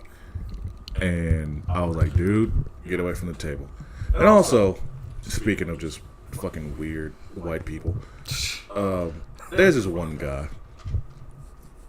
And I posted this like a few weeks ago where I was like, You know what DJs really love when you compare them to another DJ? There's this big fucking white dude who I think he's trying to run for like governor or mayor or some shit like that. I forgot what I think his name is Chase. And I'm sorry I'm putting you on blast, but you deserve this shit. He will get drunk and like you could just be sitting there and he'll just come up to you and just try to have a fucking conversation for just no fucking reason. And he's done this to me before. I met him on Christmas at Lil Buster's out in Derby. And ever since that day, he always talks about how he met me because I was doing karaoke and all this other stuff. And one night, me and DJ for the Win Crabtree, we were DJing at Blue. You know, he was looking for a place to like practice and you know whatever. And I had never DJed with him before. I was like, you know what? Let's tag DJ. You know, do some shit like that because I want to practice tag DJing and stuff too. Came out, great night. You know, and when he is one of those guys where, you know, you can ask him for song requests and stuff like that. If he has it, he'll try to play it. I'm the opposite of just like, oh, like if I do have it, I'll try to play it, but I really don't like doing song requests. But he'll usually try to play it like right then and there, or try to find a way to like, you know, blend it in or whatever. And this guy Chase was just like, oh, he's a great guy to learn from, blah blah blah blah. I'm just like, dude, I've been doing this for 3 years. Like, I don't like what. I'm just saying, Sam, I've had that occur. I hate it. I'm like, I respect Win. Dude's like, he's a good DJ. He's a great producer. He does all this stuff, but I don't want somebody comparing me to him or telling me I gotta learn from him. And then next time I see him again at Blue, he's drunk, and then try to ask a song request, and then being like, "Oh, you're a great DJ, just like you just like Win," and blah blah blah blah. Jesus fucking Christ! I'm just like, dude. I'm like, not every fucking black person's the same. Like, not every DJ is the same. Not every black person's the same. Not every black DJ is the same. I'm like, stop. Like I said, I have all the respect in the world for fucking Win. I have nothing bad to say about him at all. Mm-hmm. You know, I think he's only been DJing for a year. He's got the big gigs. He's got the stuff that I wish I did have. But you know what? He networked, did stuff that he had to do, the stuff that I didn't do. You know, whatever. I'm glad he's got what he's got. I got what I got. He's got what he's got. He's making the fucking big bucks and he's staying busy. Cool. I'm never gonna fucking hate on anybody's hustle. No. I might hate on the way you got there, depending on how you got there. But if you actually hustled and grind and networked like you're supposed to, you know, you did, like, you still did some hard work. You know, you did hard work. You put yourself in the fucking in deep water, and you were able to fucking swim. Yeah. But just this guy just being like, oh, can I get this song request? Can I get this song request? Can you play this? Can you play that? Oh, Win would do this for me. I'm just like, hey, I'm not him. We are two completely different people. Stop fucking doing it. Like, and then, like I said, him just going up to random people, trying to like hang out with them and shit like that. He ended up trying to hang out with like this group of people who didn't know, and they were playing beer pong or water pong, because y'all don't do real beer pong here in Kansas. Well, we can. It's unsanitary. Yeah, man, Kansas does a lot of shit that's not. Kansas no, but I mean like in an establishment. Oh yeah, true. And so, where the beer pong table is close to their emergency exit door. And this dude's big as, like, he's about as tall as me and about as big as me. And he's standing by the door, and he is not steady at all. Like he's had a few Coors Lights, which ain't that much fucking alcohol in that shit at all. It's carbonated water. That's what I call it. And somehow, him being not steady, basically like trips back into the door and opens it. And I've already had enough, because not only is he there, but that one couple who I think they're like fucking meth heads and some shit like that, they're there too. So I'm already had enough shit. So I get on the microphone. I was like, hey, Go sit down somewhere. You are too big and you are too tall to be standing anywhere. Go have a seat. And he goes to grab a fucking a stool, but he tries to sit next to me. I was like, no, don't come over here. Go sit over there. So he goes from where I am on my table to the other side of the table and sits there. And then he was just like, oh, while I'm here, I'll get a song request, right? I'm just like, no. I'm like, let me play what I'm trying to play. Because it's my free day. It's my day of, yes, I'm still working, but it's a day of, I got other DJs come out who come play and do their own thing. And I'm trying to do my own thing. Don't try to tell me what I need to do. Don't tell me that because you know this other DJ that I should be like him. No. I'm my own person. Don't try to fucking lump all DJs together. Just because you might be buddy-buddy with one person or you might know a bunch of DJs and shit like that, don't lump us all together because we're all fucking different. I have no problem like playing certain stuff for people, but when it gets to a certain point where just like you're coming up to me and telling me what to play, or it's like every like 2-3 minutes you're being like, oh, can you play this? Can you play this? Like it gets annoying. I'm just like, hey, I'm cutting you off. Stop. Like, shit, man. We had a DJ, Nate, at my old bar. I love him to death. One of my favorite things he did, had an annoying guy come up. Immediately, he has a sign already prepped that he takes with him wherever he goes. And immediately puts it out saying song requests are $20. You want to spend that $20 for a 6-minute song? Hell yeah. And that was his way of getting around it, because half the time those people are constantly requesting. They ain't got no money. No. I'm debating about doing that, like getting like a jar and be like, song request like $10, something like that. Yeah, no, it's not a bad way to be, and it's completely understandable because you're trying to keep the vibe of the club. Yeah. Like, I mean, it's not even that. It's just let me DJ. That's it. Let me do my job. Like, I get that my job is to cater to the crowd and try to make people happy. Yeah. But it gets to a point where it's like, I can't be my own person. Like, I'm not a fucking jukebox. That's the thing. And I shouldn't, if for one, if you're not going to fucking pay me or like even tip me, I mean, or at least be nice enough to come up to me and be like, hey, I know you're doing this, but do you mind playing this? It's a better way of going through shit. Instead of being like, have your phone out and be like, play this.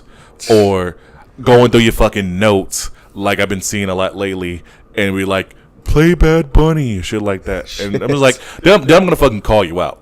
I do it enough as it is. I did this shit Tuesday. Was Tuesday? It was Tuesday. It was this fucking couple, and I talked about the same couple. No, it was a different couple. Okay. Well, I don't even think it was a couple. It was this guy and this girl, and this is how I know I've reached a stage of like sexual depravity where I hate seeing like people, which I always hated this, but like seeing couples all like lovey-dovey and PDA with each other, or just all over each other. That's what they were doing most of the night. It was like touching, kissing, trying to dance like around and shit like that. And it was a certain point in the night, I got on the microphone. I was like, hey, white guy in the blue shirt, why don't you take her home already? And then everybody laughed. So it was like, finish your drink, take her home, and blow her back out. I said it. I was like, I don't care. Oh my god. I said it. I meant it. No. I don't care. I get you completely. I'll tell mine directly after this. There's a certain couple that I can't stand to work with. Oh no. I don't know you. I know Ryan's. I don't know yours. But no, I'm just like, me and him might actually have the same one. You and Ryan. Me and him might have the same couple we can't stand to work with. Probably. But it wasn't even. It was just they were annoying me because they were just all over each other. I'm just like, dude, she obviously fucking wants it. You obviously fucking want it. Take her home, blow her back out, give her a fucking good night. And then I found out that she said that she hadn't had sex in a year and a half. Oh, fuck. Yeah. Because, like, dude went to the bathroom. She came over. Because the reason that they didn't leave, he was like, she want to party a little bit longer before we go home. I was like, all right, whatever. And then she comes over. and I was like, why don't y'all just go home? And she was like, I haven't had sex in a year and a half, but he's gonna get it. I was like, that should be incentive for you to go home with him. Yeah. I'm like, shit, I haven't had sex in fucking 5 months. If a girl told me that she wanted to fucking have sex with me before with me came out her mouth, she'd be over my fucking shoulder, fireman carry style. I even told that girl that I was like, if he don't fuck you, I will. I will fuck. I told her, I will fight. I will put. Oh I will. my God, dude. Because it's been that, dude. I know. And it's not like I haven't been trying to like get some. It's just shit's been fucking crazy. Like it was a girl who came to Blue. Like when I was there on a Saturday, this girl came up to me and said that she wanted to fuck, and I didn't like at the back, and she hit me up on Snap and was like, "Okay, give me my homegirl a ride." I was like, "Sure, what's the address?" Didn't hear back from her, and then she fucking blocked. I'm just like, what the fuck is going on? What is this? She probably had to like that next day be like, who the fuck is this? And then just whatever.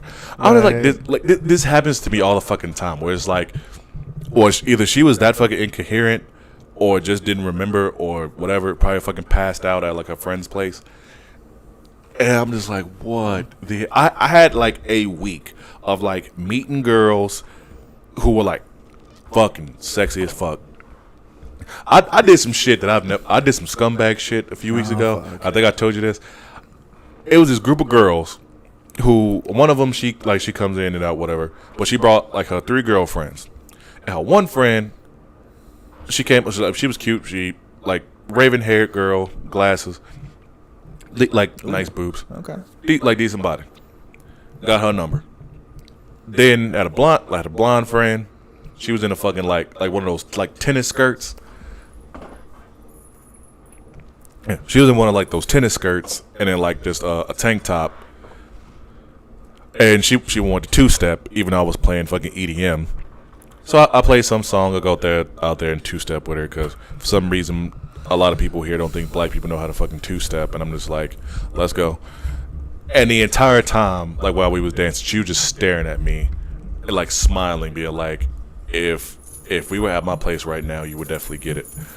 And dude, I ended up getting her number, and I do the thing where like, if it's like, well, I do this to some girls, like when they're like smaller than me, or whatever, I'll like pick them up, like when I give them a hug.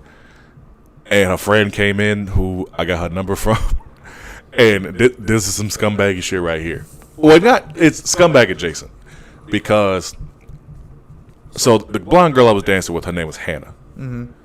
And the raven-haired girl who I originally got her number, she had told me what her name was, but I couldn't hear it because over the music. Her name was Chloe.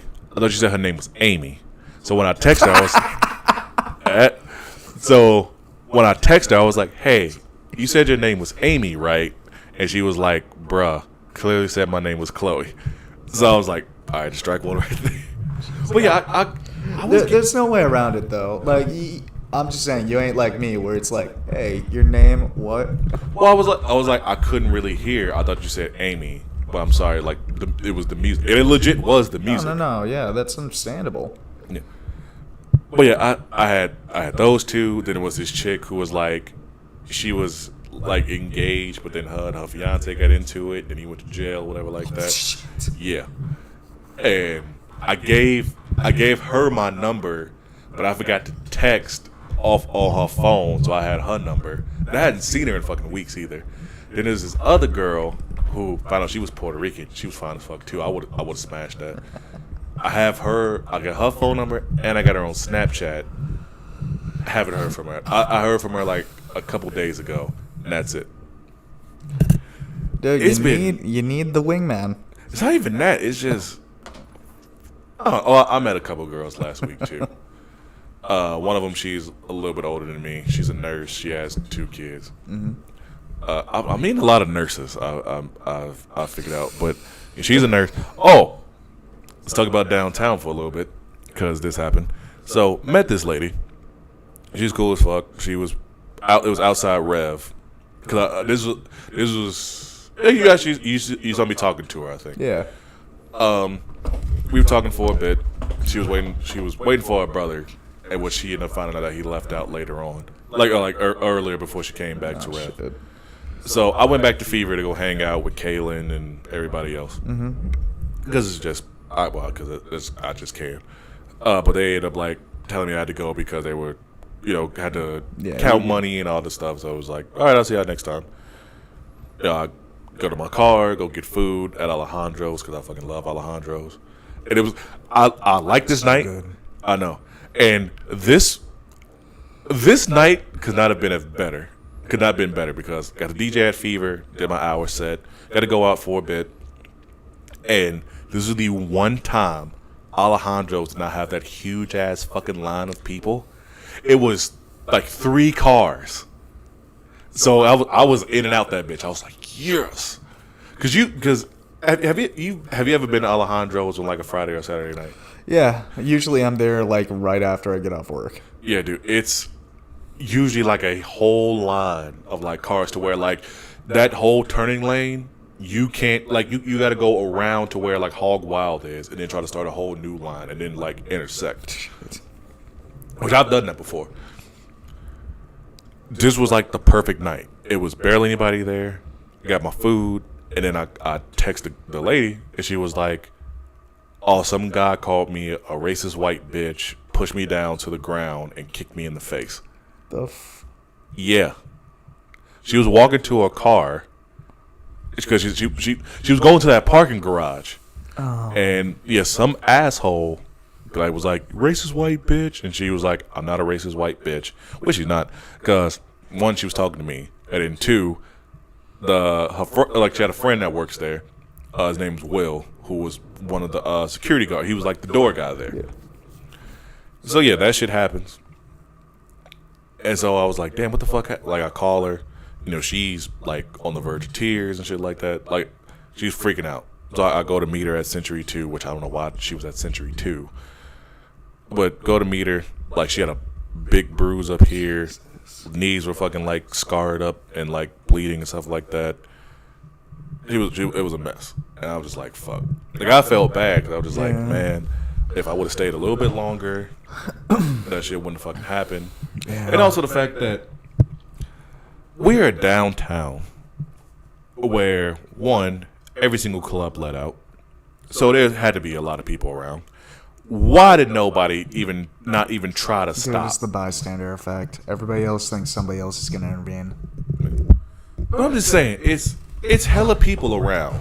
Some idiot just pushed over a lady and kicked her in the face. Why isn't there like a group of guys being like, hey, get the fuck off of her?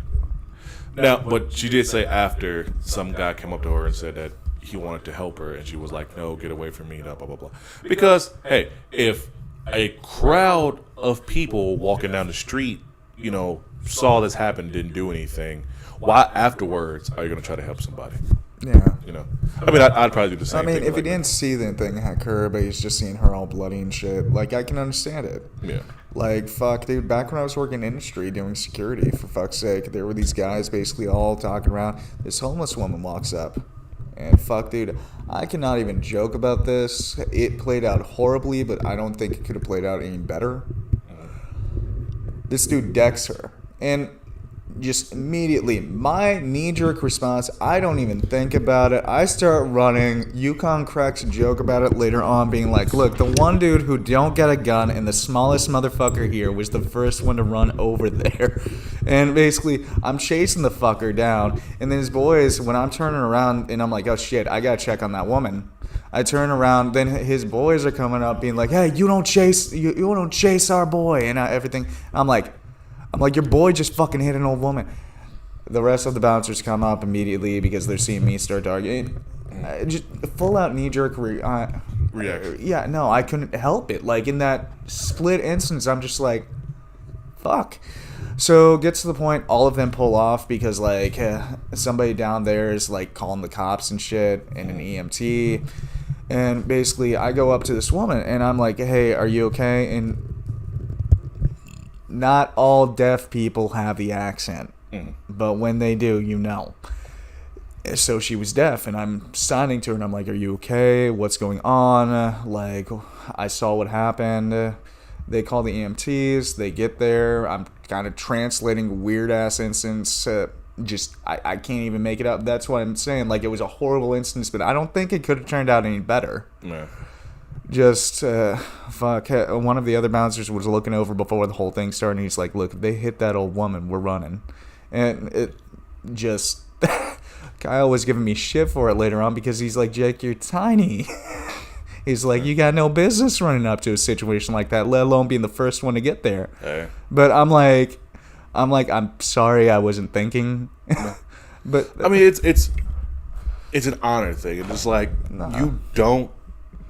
Well, you don't hit a woman in general, but you don't hit a fucking old lady. No. As much as I really don't like old people, I just don't like people. I put it like that. I just don't like people. I don't hate care. people. I like individuals. Yeah, like I talk a lot of and I do this on a lot of these podcasts. I say a lot of shit about a lot of people, like groups of people or whatever. I say shit about women. I say a lot of shit about black people because I am black and I see this shit happen. I just don't like people. I don't care who you are, but individual wise, I like certain people. It has nothing to do with skin tone. It has nothing to do with sexual orientation or anything like that. If you are a decent person in my eyes, I think you're all right. I'll hang out with you. I'll conversate with you. I got it's a thing I'm gonna get to know you. But again, not like 95% of the world I fucking hate, and I don't know a lot of the world. I don't, but it's just the automatic thing of I hate people because people fucking suck. And this is case in point. These are two cases where people fucking sucked. Yeah, no, and it's just like this old woman was just walking by. She's deaf. She doesn't know what the fuck's going on. She doesn't know jack shit. She's just walking by trying to get over to the Quick Trip that's nearby downtown. Yeah. Which now is 24 hours? It's 24 hours now? Oh, shit. Awesome. Good. I can get hot dogs tomorrow or some food. There you go. Chorizo. Yes. Chorizo. Sorry. Dude, I'm a fat kid. Like... Dude, I'm literally a fat kid. And I mean, granted, yeah, I meal prep, but I'm going to be honest. You get that hankering for, like, fast food or just like that. Oh, you mean all the fucking time? Because that's all I eat? Me, dude, I get, like, once a week. Once a week. Dude, I don't think... And no, you're not cooking for me. I haven't cooked anything that isn't, like fresh in a while. It's been, like, chicken nuggets... and fries or shit like that. Dude, you're making me grip my chair tight as shit. Like, I'm really about to be like, look, my fridge has meal prep in it. Here. No. No. It's just a thing of, like, I'm always on the go, so I'm never really, like, in the house. No. Oh, like, so, like, when I, like, it's once a week where I don't have to spend money because I go to Chicken and Pickle and I'll get tacos and shit like that. I'm buying you a vacuum sealer. No. Yeah. No. We're not doing this. I'm not gonna meal prep. Like, I am the person where I'll make a shit ton of food and then just eat all the leftovers. Like, that is something that my parents instilled in me of just like make a pot of something. Like, my dad, he's like, make some spaghetti, make enough for a few days, eat that, and then when you get, like, either when you get tired of it or when it's gone, then you can get something else. Which I did do that for a while. Though, just like after the third day, I'm just like, all right, I need something else. And I love spaghetti. I did that with I almost said meatloaf, not meatloaf, sloppy Joe. Where I made like I think like 3 pounds of fucking like sloppy Joe or something like that. Because I could eat like, I used to be able to eat like 4, and I eat like 3 now, and with like some fries or some chips. And that lasted me for a bit, to the point where, because Haley told me about this, Darren's wife. She was like, use that and then turn it into like spaghetti, and it was actually really good. I added like some extra sauce, but it was like that tanginess of like the manwich, but then I actually got like regular spaghetti sauce, and it was actually really good. I actually did like it. No, dude, I've done that before a few times. It's really, really good to do. Yeah. Because it's just meat with just like some sweeter sauce. I mean, you get like ragu or some shit like that, or just whatever. I mean, you're still gonna be like, it's gonna be a sweeter sauce. I usually do like Prego. Yeah, I'll do Newman's. Usually 9 times out of 10, I like it. Like, I'm a big Prego guy. nah, but dude, okay, legit though, this couple, and I can guarantee me and Ryan are probably talking about the same one. Probably. Blonde chick, dude with the glasses, all that. No. No? It was this one couple. The name was like Scott and Kim. It was like an Asian lady and this like white douchebag guy who when they used to do Mad Rocks, they would always come. They do the same fucking songs, but they always sound fucking horrible. And then they would judge other people on their singing. I'm just like, that's pot calling kettle black. Yeah. Nah, but dude, this one couple, I've run into them 3 times, and dude, okay, I'm not the type of person who, if I walk into a bar and see somebody I don't like, I'm not the type of person who's just going to turn around immediately. But this woman and guy made my ass so uncomfortable on the 3 instances that now anytime I walk in a bar and I see them there, turn around immediately and leave. Just because, like, guy will get drunk as shit and girl will get drunk as shit, and the guy's like, hey, you should try and flirt with him or them, and basically she'll come up and be like, hey, can I kiss you? Can I do this? And literally, she about grabbed my freaking crotch one night, and I'm like, hey, fun fact, married, I'm not about this, I don't want to be touched, I don't know you, but she had 3 fucking instances of that, and I'm just like, honestly, that's one of the, lose that hand. And that's one of the few instances I'm like, I'd rather be dealing with the cow udder, the chick with the cow udder. 100% honest. I just have to be that up front. I'd rather be back in that situation than this one. Yeah. I mean, I get that, yeah. It's just like, honey, one, you ain't that hot. No. Like, and 2, your boyfriend, I don't know if he's a cuck. Probably. I don't know what's going on there, but like if he's going about this route, like I don't know if he's trying to pimp you out even. Like hell, I don't know you. Shoot, get the fuck away from me. I kind of want to get on that too a little bit, and I'm not going to get flack for it, but a lot of girls just ain't cute. And we've talked about this before. You said the thing about we made basic girl, like we boosted up basic girls, whatever like that. What did you say? So you boost mid to where they think they're top, and that's the deal that's come out of OnlyFans. Like, dude, honestly, I'm not full red pill. I'm gonna be 100% honest there. Happily married, good. I got a wife who basically pays her half. We go through the full deal. We support each other. We build. But the deal is, we've reached a damn point where, shoot, it's like men have to make the first move, have to meet this standard, have to go through this full route. And I hate to say it, sometimes I say it with you, guys are just like, I just want to bust a nut. And because of that, girl thinks she's hot, she thinks she's the shit, and all this other stuff. And I'm like, you do realize, like, you're killing your chance to get something serious one day. If you wanna fuck around and you want to do it and you want to have your whole face, do it. No problem with that. But what I have the issue is with when you think you're so hot that rules don't apply to you, that you don't need to show respect, that you can talk down to people, and that you can go through the full route. Like, don't get me wrong, there's points where disrespect, that's earned. Send it out. Let the dogs loose. Yeah. But if you think flat out on the top that you are just the shit, I cannot wait for people to basically look down on you and tell you to get the fuck out. Oh, that's me. That's me in a nutshell. I'm trying to find this one post that somebody put because I was like, I'm going to remember this. Man, it reminds me of that photo of the dude reading Why Women Deserve Less. You know what I mean? Like, it's a fake book cover, but shit's funny. Yeah. I think it's some guy, because I remember seeing this on our friend Ryan's like post or something. Yeah. I guess it's some guy who said that guys think logically and women think emotionally. And I agree to it to some degree, but we all do stuff illogically. I do a lot of shit that's illogical. No, dude, there's always going to be feminine men. There's always going to be masculine women. There's always going to be outliers on every which way. It's how it goes. There's literally no way around that. But like, and actually, same thing goes towards the guys who think they can get anything. Like, dude, you're a fucking douche. Yeah. Like, just fuck. Is it really that hard just to like be like, A decent person. Yeah. Not even And a I'm nice like, person, but I'm like not- a decent person. Yeah, and neither one of us are fucking perfect people. Oh, fuck But no. we know how to fucking treat people. Yeah. Like, definitely. Like, we would call people out when they need to be called out.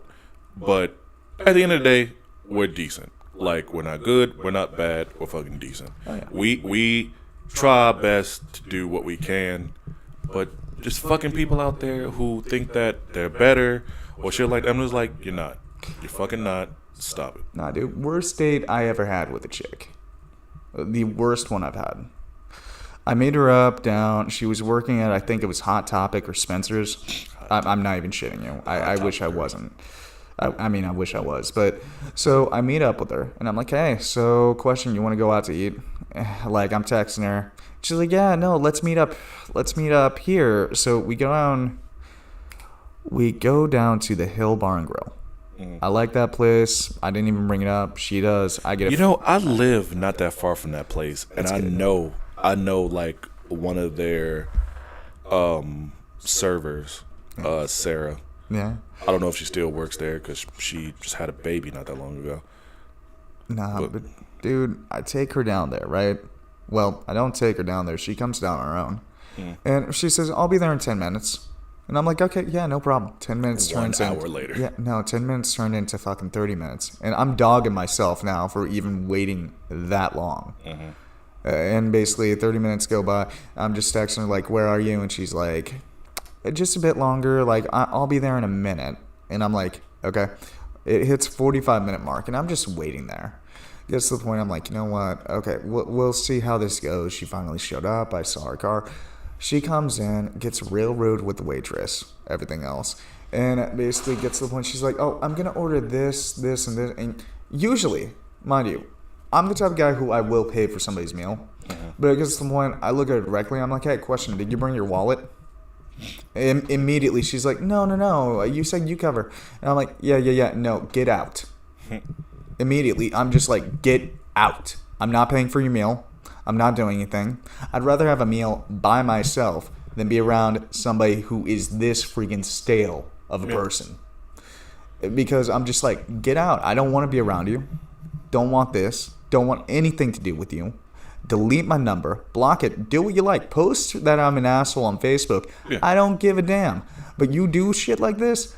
1, you showed up almost an hour late. 2, you just go straight into ordering, no talking about how my day's been, what have you been up to, no apology for making me wait that long. And then 3, the second the server comes up, because I told her, hey, come on over once you see the other person come up with me, but I ordered myself beer. Thank God for that, because that got to where I was talking more openly to the bitch. But gets to the point, basically, she's like, well, she was late. And I'm like, she was late because basically she was taking care of another table and waiting for your ass. You want to grow up? Grow up. You want to get the fuck out now. Yeah, there's a difference from someone being late because they got shit to do. Like, and I brought this up about IHOP before. Probably the last time I ever go, probably. But guy who, yes, he might be doing a lot of stuff or whatever, but he kept fucking up over and over and over. And then he's worried about other fucking tables and trying to do all, like empty tables, but it's like dishes and stuff. And I'm just like, why is it this one guy doing this when it's these people over here fucking trying to gossip about some shit, and this other person over here could be doing something. And then I got Jordan, who was just like, oh, you shouldn't be mad, he's doing something. I was like, no, he did, like, yes, I get he's trying to do his job, but the fact that he forgot all this stuff, like, it's a different, like, I was more mad with, like, he should be know how to do this stuff, and somebody else should be doing this, not him trying to do everything and then him forgetting our fucking orders and shit like that. No, like, you're not fully mad at him. No. You're mad at his coworkers and all the shit, and trust me, I get it. There's a reason why when I'm bartending, basically, I'll look at people and be like, okay, how many do you want of this? How many do you want of this? How many do you want of this? And if I'm working at a certain bar that lets me ring up these specific drinks, I'll do that because then I have a list. Yeah. And also the fact that, like, if you're writing all this down, you should know what the fuck that is. But again, it's IHOP, ghetto IHOP, downtown. Not downtown, but on the west side. that's a whole fucking can of worms I don't even want to fucking get into. But I did find the post, and this is something from this girl who I don't even think I met in person, but her name is Chloe Alexandria. Yeah. And I don't care about saying her fucking name on here. The post is from somebody else, and you might feel attacked on this one a little bit. Oh, shit. It says, men used to go to war, now they buy blueberry flavored vape. And I wanted to post on there. I mean, women used to stay at home and kind of help out with the housework. I was gonna put I'm that. gonna be the one who says it. I was gonna put that, Like- but I was like, you know what? It would be better said by the homie Jake, because he will have all the facts on this. But I wanted to say it. I want to be like, yeah, women used to know how to cook, clean, and actually take care of a household. Now all they do is fucking DoorDash, Chipotle, and sit on their ass all the time. Oh, yeah. No, dude. Shit, my ex, the stripper I dated, shit, never cooked. Never did jack shit. Always wanted me to take her out to eat. And I'm just like, you know what? I looked back after getting done with her, and I'm like, holy shit, I'm saving this much by not dating this bitch? Yeah. And like, mind you, me, full talk here. I know how to cook. I Same. know how to clean. I know Same. how to meal prep. I know how to sew. I know how to basically do my home maintenance and all that. Now, here's my real question.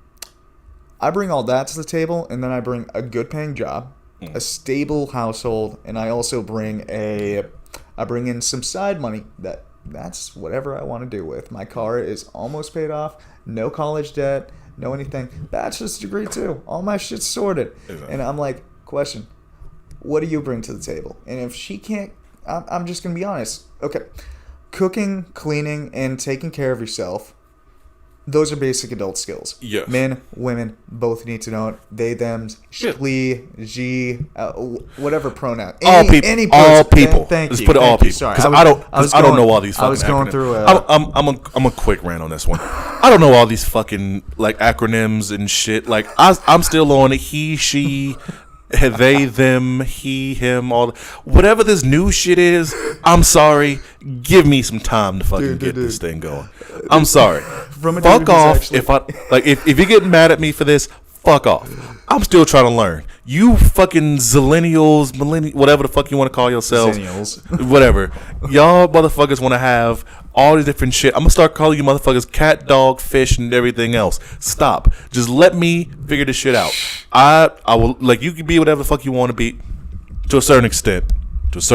Yeah. But if you want to be he, she, them, it, whatever, fine.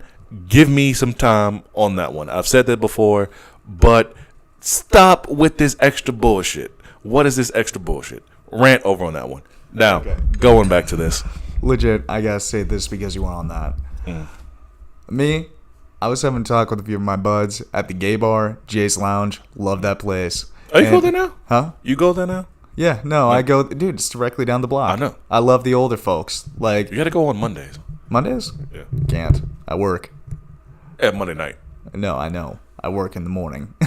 I mean, you can like go in for like a little bit before you go But, there. Because dude- it's karaoke night that night. I was having a talk with TT, trans. Love her to death.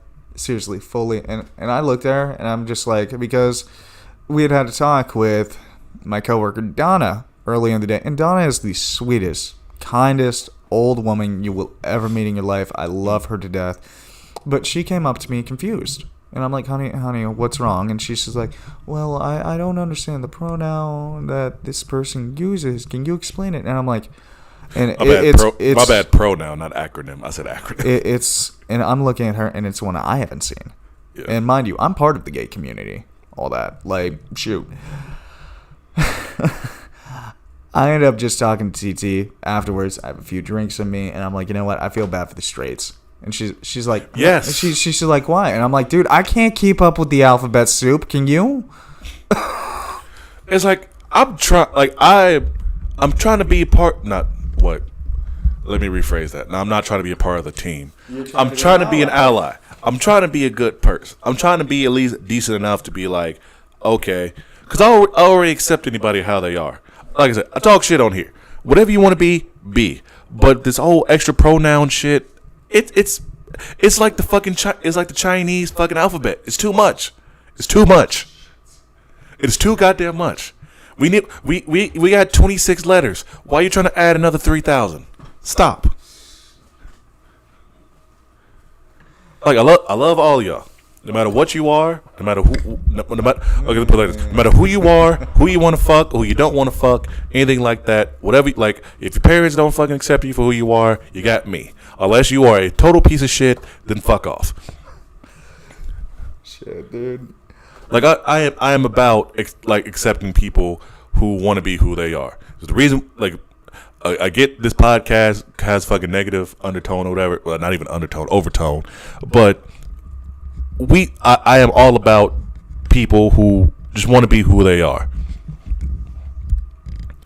and I'm not gonna sit here and be like, oh no, like I'm not some asshole getting paid from like some fucking company, oh, no. Shit like that, being like, oh no, this is wrong and this is like, no, you want to be gay, you want to be trans, you want to be whatever, do it. Unless you're a fucking Nazi or some shit like that, or unless you want some fuck shit, then no. I don't fucking accept you. But if you are someone who just trying to get through life and be a decent person, welcome to the club. Hope you listen to this podcast. And if you hear some shit that I've said on here before, take it in jest, because I just talk shit. That's part of this thing. If you meet me in person, yes, this is my attitude, but you will see that in person, I am a fucking, at least, I ain't gonna say great, but I'm a good fucking person. Yeah. I'll give it to you. Yeah. You gotta head out in a bit. Nah, how long have we been going now? Shit, over an hour. I know that for sure. Yeah, you want to kill it? Give it a few more minutes. All right. Let's do it till like 7. Okay, I can. We got like 15 more minutes. Hey, I'm good on that. Right. Nah, but dude, okay. So since we're on the talk of relationships, shitty people, all that, there's one thing I've wanted to hit with you for a while. Let's get it. What's your advice for real friends? Because I heard a quote just a couple days ago where I can't remember. I think it was Socrates who said it. My friends, there are no friends. And the reason he said that was, shoot, it's hard to freaking tell. So for me, that is a little bit hard to say because I think recently, I feel like for me with friends it's got to be people that it's people that you don't have to see every day. Like me and you, we don't see each other every day. No, Me and Lace, we don't see each other every day. Me and Ryan haven't seen each other in fucking months. Me and my friend, me and my best bro Norman, I haven't seen him since I think it's been a few months. Like he came out to one of my shows that I DJ'd at, and that was a big thing for me. It's not about being there all the time. It's about having those personal moments with each other that actually count. Is everybody going to be there for everything? No. And I had to remind myself of that too, where it's like, you can't be there for everything, and I can't be there for everything that's going on in your life. Lace has too many fucking kids to be doing anything for everybody. Shit, man, it was like with your birthday. Fuck, I told you the shit happening with my dad, and I'm like, yeah. I don't even know. And also, you were like fucking injured and shit too, and Well, I've been injured for like how many months? 3? Yeah, true. But yeah, it's we're getting older. There's a point where, I mean, they even tell you like when you get married and stuff, it's like shit's gonna fucking change. But it's those people who are like, hey, I get things are changing. I get you can't be a part all, like you can't be around all the time. And you gotta accept it. Now there are those people who are just like, if you never hear from them, like me and you at least like text and shit like that, or try to call. We try to also make time for it. And shit, if shit hits the fan, it hits the fan, and we don't meet up, and that's fine. It's like, shoot, you showed up a bit late today. I'm chill with it. I just wanted to make sure the only reason I showed up late is I had to go fucking cash a check at that fucking Walmart, and then I ain't gonna lie to you, I had to fucking shower. Money's money, and thank you. I needed to shower. I needed to. I hadn't showered. I know there's gonna be too much information. I hadn't showered in 2 days. I didn't stink, but I just felt dirty. And I was you like, felt like you had swamp ass or what? Not even that. I just felt dirty. I was like, I'm used to showering like either like daily. like if not daily, at least like I'll miss like one day, but I'm usually just in the house, and I still don't smell. I always make sure I smell good, you know. But it's just I am used to like daily showering, and the fact that I hadn't showered since like fucking Tuesday or some shit like that really annoyed me. Not Tuesday, but I showered before then. Shoot, Sorry. man. It just like even when I came back, like after Sunday, when I had to come back Monday morning and shit like that, like I didn't shower till like fucking Wednesday. And because I came back into town at like 2 o'clock, came home, but yeah, came home and did like a little bit of stuff while I was still in town, and then had to go to Salina because I was covering for somebody for my job, and within like the hour or two of stuff of like, all right, I was trying to find out what the hell was going on with my headlight, because my one entire headlight was out. Then I was like, you know what, fuck it. Then trying to eat. Then I was tired as fuck because I didn't really get to sleep that much because I was in a fucking hotel, in a very shitty hotel in Kansas City. So I tried to take a nap, and then I did have to where like I had an alarm set. I was gonna wake up, do what I need to do, and head out. Slept through the fucking alarm. So I had to hurry up, get dressed, drive an hour and 20-something minutes all the way out to Salina to basically no one, which made me even mad because I'm like, I drove all this way out here to do this job and it was nobody there. It was employees there, but no fucking customers, nobody to play. And for anybody aside from DJing, I host game nights. I work for a company where we do music bingo called Singo, and I do trivia. And it sucks when there's no fucking crowd. And for Salina, that happens a lot for some reason. I don't know what it is. I don't know if it's when the regular guy who does Singo out in Salina has like a big crowd and he doesn't tell people that he's not there or what. But the past few times I've gone there, I think the biggest crowd I had out in Salina was probably like maybe 12 people. Mm-hmm. On my Tuesdays, which if you ever have a day off on a Tuesday, like evening or whatever, I'm bringing you to Singo at Chicken and Pickle. I will have between 60 to 100 people playing Singo. And I'm not joking. There have been times where I've ran out of game sheets to give to people. Because I only get, like, I had to tell them, like, can I get 100 game sheets? And there have been days, like during the summer and shit like that, where I've had over 100 people who wanted to play Singo. Like it gets that No, that deep. I get you. And it's fun. Sorry, I'm cracking up because I'm like, that's a bit too. Like, plus also, I'm gonna be honest, dude. I don't like chicken and pickle. I mean, I really don't either. I don't like. I don't like the food. The food is actually pretty decent. See, for me, I don't know what it is. It's white people cooking the food. That's well, it's white people cooking chicken. I mean, well, well, actually, it's Mexicans cooking the food. Oh well, still, I don't know what it is. Like, dude, it just don't taste right to me. Yeah, honestly, I don't really think they're like seasoning it because I've had their tacos. It's really not too much seasoned. I mean, dude, I grew up with a Cajun grandma. Let's. That's probably why. Like, but no, like I eat their tacos there. I don't think I've ever had anything else from there. But usually when I go, I'll have like before I usually get food, I just have like a water or just a drink and just do the game, which a lot of people do. They'll get a drink, play Singo. They might leave after the first half. They might stay during the entire thing. It's 2 hours, and then they'll either drink or they'll just play the game. After the game's over, they'll go home. They might get another few drinks or whatever, or they'll just go to a different bar because I don't know what time to fucking close. But yeah, and it's needlessly big. I will say that. That's my big issue with it. Like, I don't know what it is. If a building's too big, I don't feel comfortable in it. Or it's not even like the building is too big. It's just where it is because it's an outside area, and then you got the bar, and then they have not a gift shop, but an apparel store. Yeah. I'm just like, what? No, I feel you, dude. Trust me. And like the bar part isn't that big. Like the entire place as a whole is big, Oh, yeah. but the bar, the bar and grill part of it isn't really that big.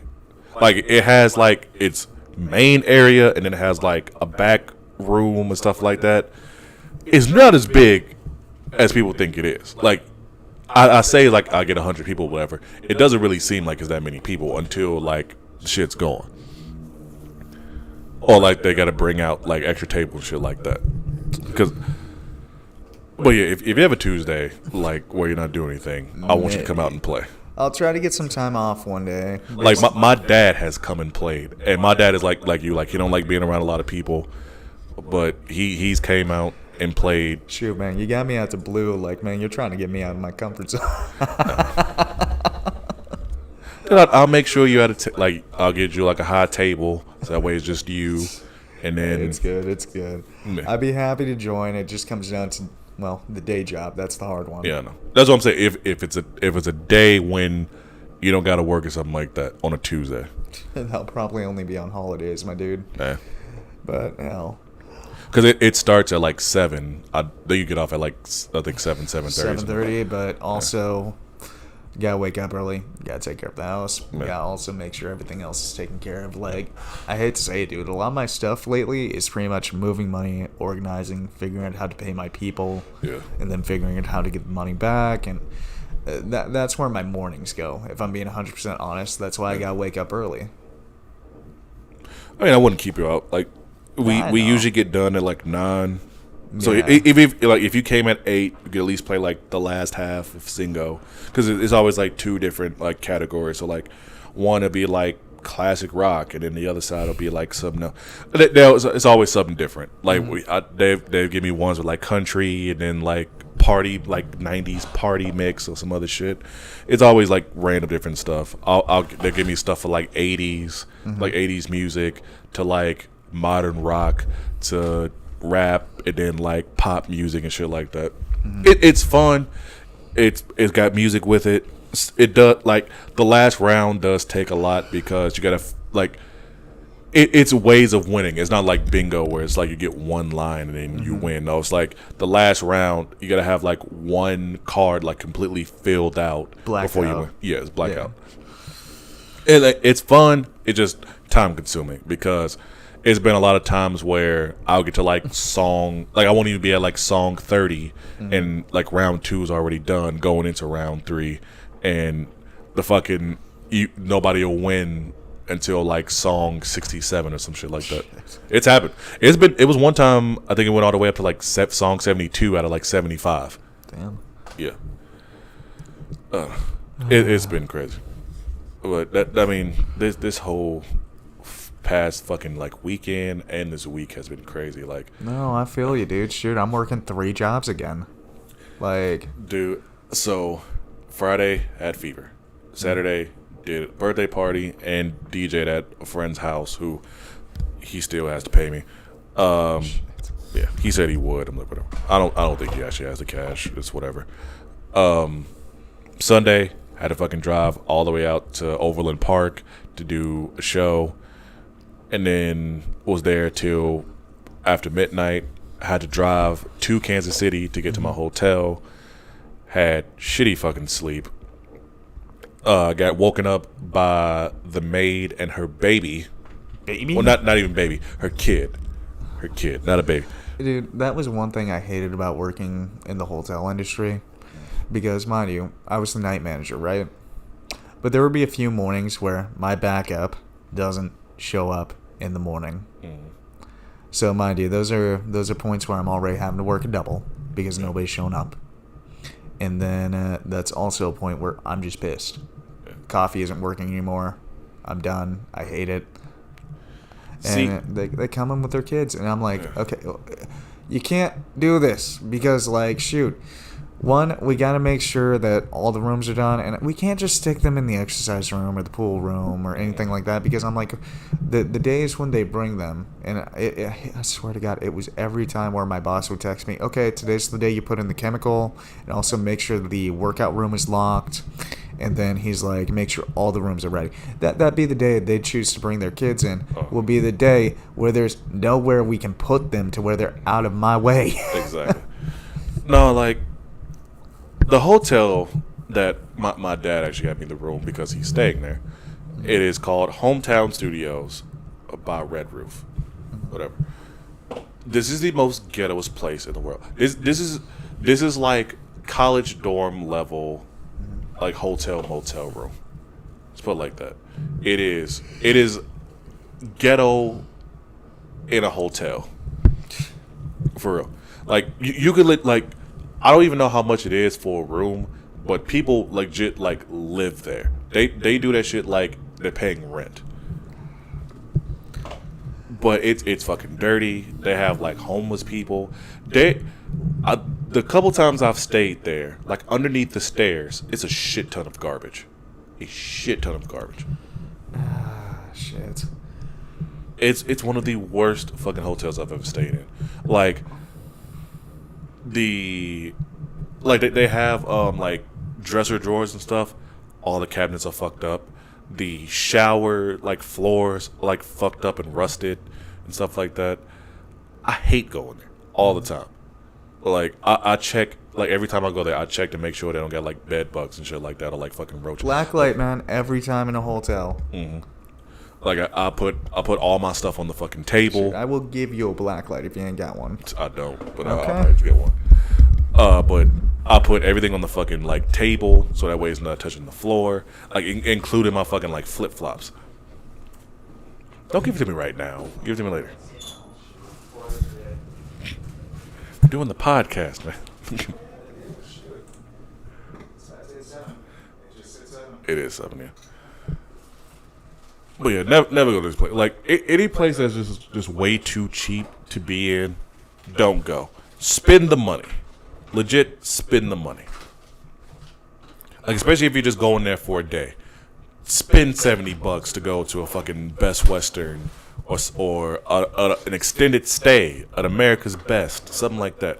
Spend the cash because I'll tell you this right now, you'll thank me afterwards. Like you would rather be there than where I was or anywhere that's fucking cheap because, like I said, don't know if there's gonna be fucking bed bugs and stuff. It doesn't work. All right, I gotta get batteries there.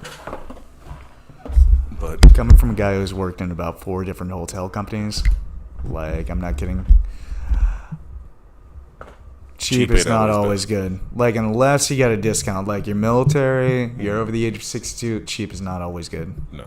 Like, if a hotel is under $90 a night, I question what is going on there. Dude, I think this hotel is like $60. Also, use apartments.com whenever you're looking at hotel rooms because, like, you can look at the area rating for the you can look at the area rating for the hotel. That gives you an idea of what you're walking into. Yeah. And like this place, like it isn't in like a bad area, which is strange because it's really nothing around it. There's a Waffle House not too far from it. And that explains it. It's a Waffle House and a Taco Bell not too far from it. But it's around other fucking hotels. It's some other hotels around it. It's a Waffle House. It's a Taco Bell. It's a Quick Trip. And if anybody knows this area, you know what I'm talking about. It's not too far from World of Fun, the roller coaster, the park, the big park. So it's really not in a bad area, but it's just like, oh, family needs a place to stay. Fuck it, $60 a night. There you go. I don't even think it's fucking $60 to be honest with you. I'm not even entirely sure. The craziest thing happened though. This was back when I was dating my ex. We ended up going to this small town. Ended up pulling up into this motel. Right, $20 a night. Fucked Surprisingly, one of the nicest motels I've stayed in. Nice old lady up front. Basically, it was like family owned and all that. They had it for like, it apparently had been open since like the 1920s. And so I'm just like, holy cow, this is nice. Like, for $20, you can't imagine. Half of me was like, do I want to live here for a bit? Because I'm like $100 down. That's 5 nights. Hell yeah. So, dude, I stayed in a fucking hotel when I lived in Garden City. It was called the Continental. $50 a night. Actually decent room. Like, clean, no bugs, no nothing. but them like it was ran by Arabs. Like when they tell you what time fucking checkout is, oh, they come to your room, honey. They come knocking on the door, be like, hey, check in, like checkout's coming. Are you checking out, or are you staying an extra night? They come to your door. It's like, hey, gotta get the fuck out. Like, you either gotta pay or you gotta get the fuck up out of here. Yeah. I know they hated me because I went there one night because this wasn't even my fault. I went and gave somebody a ride because they wanted to go get somebody from a different fucking state, but got them a hotel room. This girl and the guy that she was trying to go get, and they looked at my car and saw it was like 3 other people in the car, and I was like, it's just me. Paid the money down, whatever. Gave them the room, and then so it was my friend and then the dude she was trying to get with, and then it was me and the dude's sister in my car. Like, she ended up staying with me. I smashed for a little bit because she was like, oh, I'm trying to meet up with like my ex to have sex with her, this blah blah blah. He didn't show up, and we messed around for a little bit, and she told me to stop, and I stopped. Yeah, no, that's the way it should be. Yeah, it wasn't even that. I don't even think it was like 5 minutes. I think she like felt bad, and then just like, we need to stop. I was just like, all right. Yeah, nah, like, you gotta respect no one stop. Like, you have to. All right, but man, I'm gonna be honest. I think this is all the steam I got for the night. All right, man. All right. Want to plug anything? Want to tell the people where you're gonna be at? I'll be at Fever on Saturday night this week. Want to tell them anywhere else you're gonna be at? Onyx tonight. Yeah. Got this man at Onyx tonight. You know, if you want to get a drink from him, make sure you fill up that tip jar for him too. Not even just for him, but for the other ladies that he works with as well. We got girls who gotta pay off college debt, and I gotta buy a house. Yeah. You can catch me at City Nights tonight. I'll be there around 8:30. Start playing music at 9. Then tomorrow, I have no idea where the hell I'm gonna be at. Hopefully somebody hits me up and just like, hey, need a DJ for here. But I definitely need the money. Sunday, I am going to try to do another podcast. I know I've not been doing this for a while. I have been legit fucking busy. Like, if you have not seen it, which I'm going to try to get more on my actual like podcast page and actually put more stuff out there instead of just like memes and gifs and shit like that. I'm actually want to talk to people, try to build up that page. I'm probably going to end up... so I want to try to do this as in like seasons. So I want to do like the end of season 1 by like episode 32. I got episode 30. Also, I got episode 30 coming up. Also, that'll probably be either Sunday or Monday. And then do 2 more, which I want the last episode to be the douchebag episode. I'm either going to call it either the douchebag or the asshole episode. Where...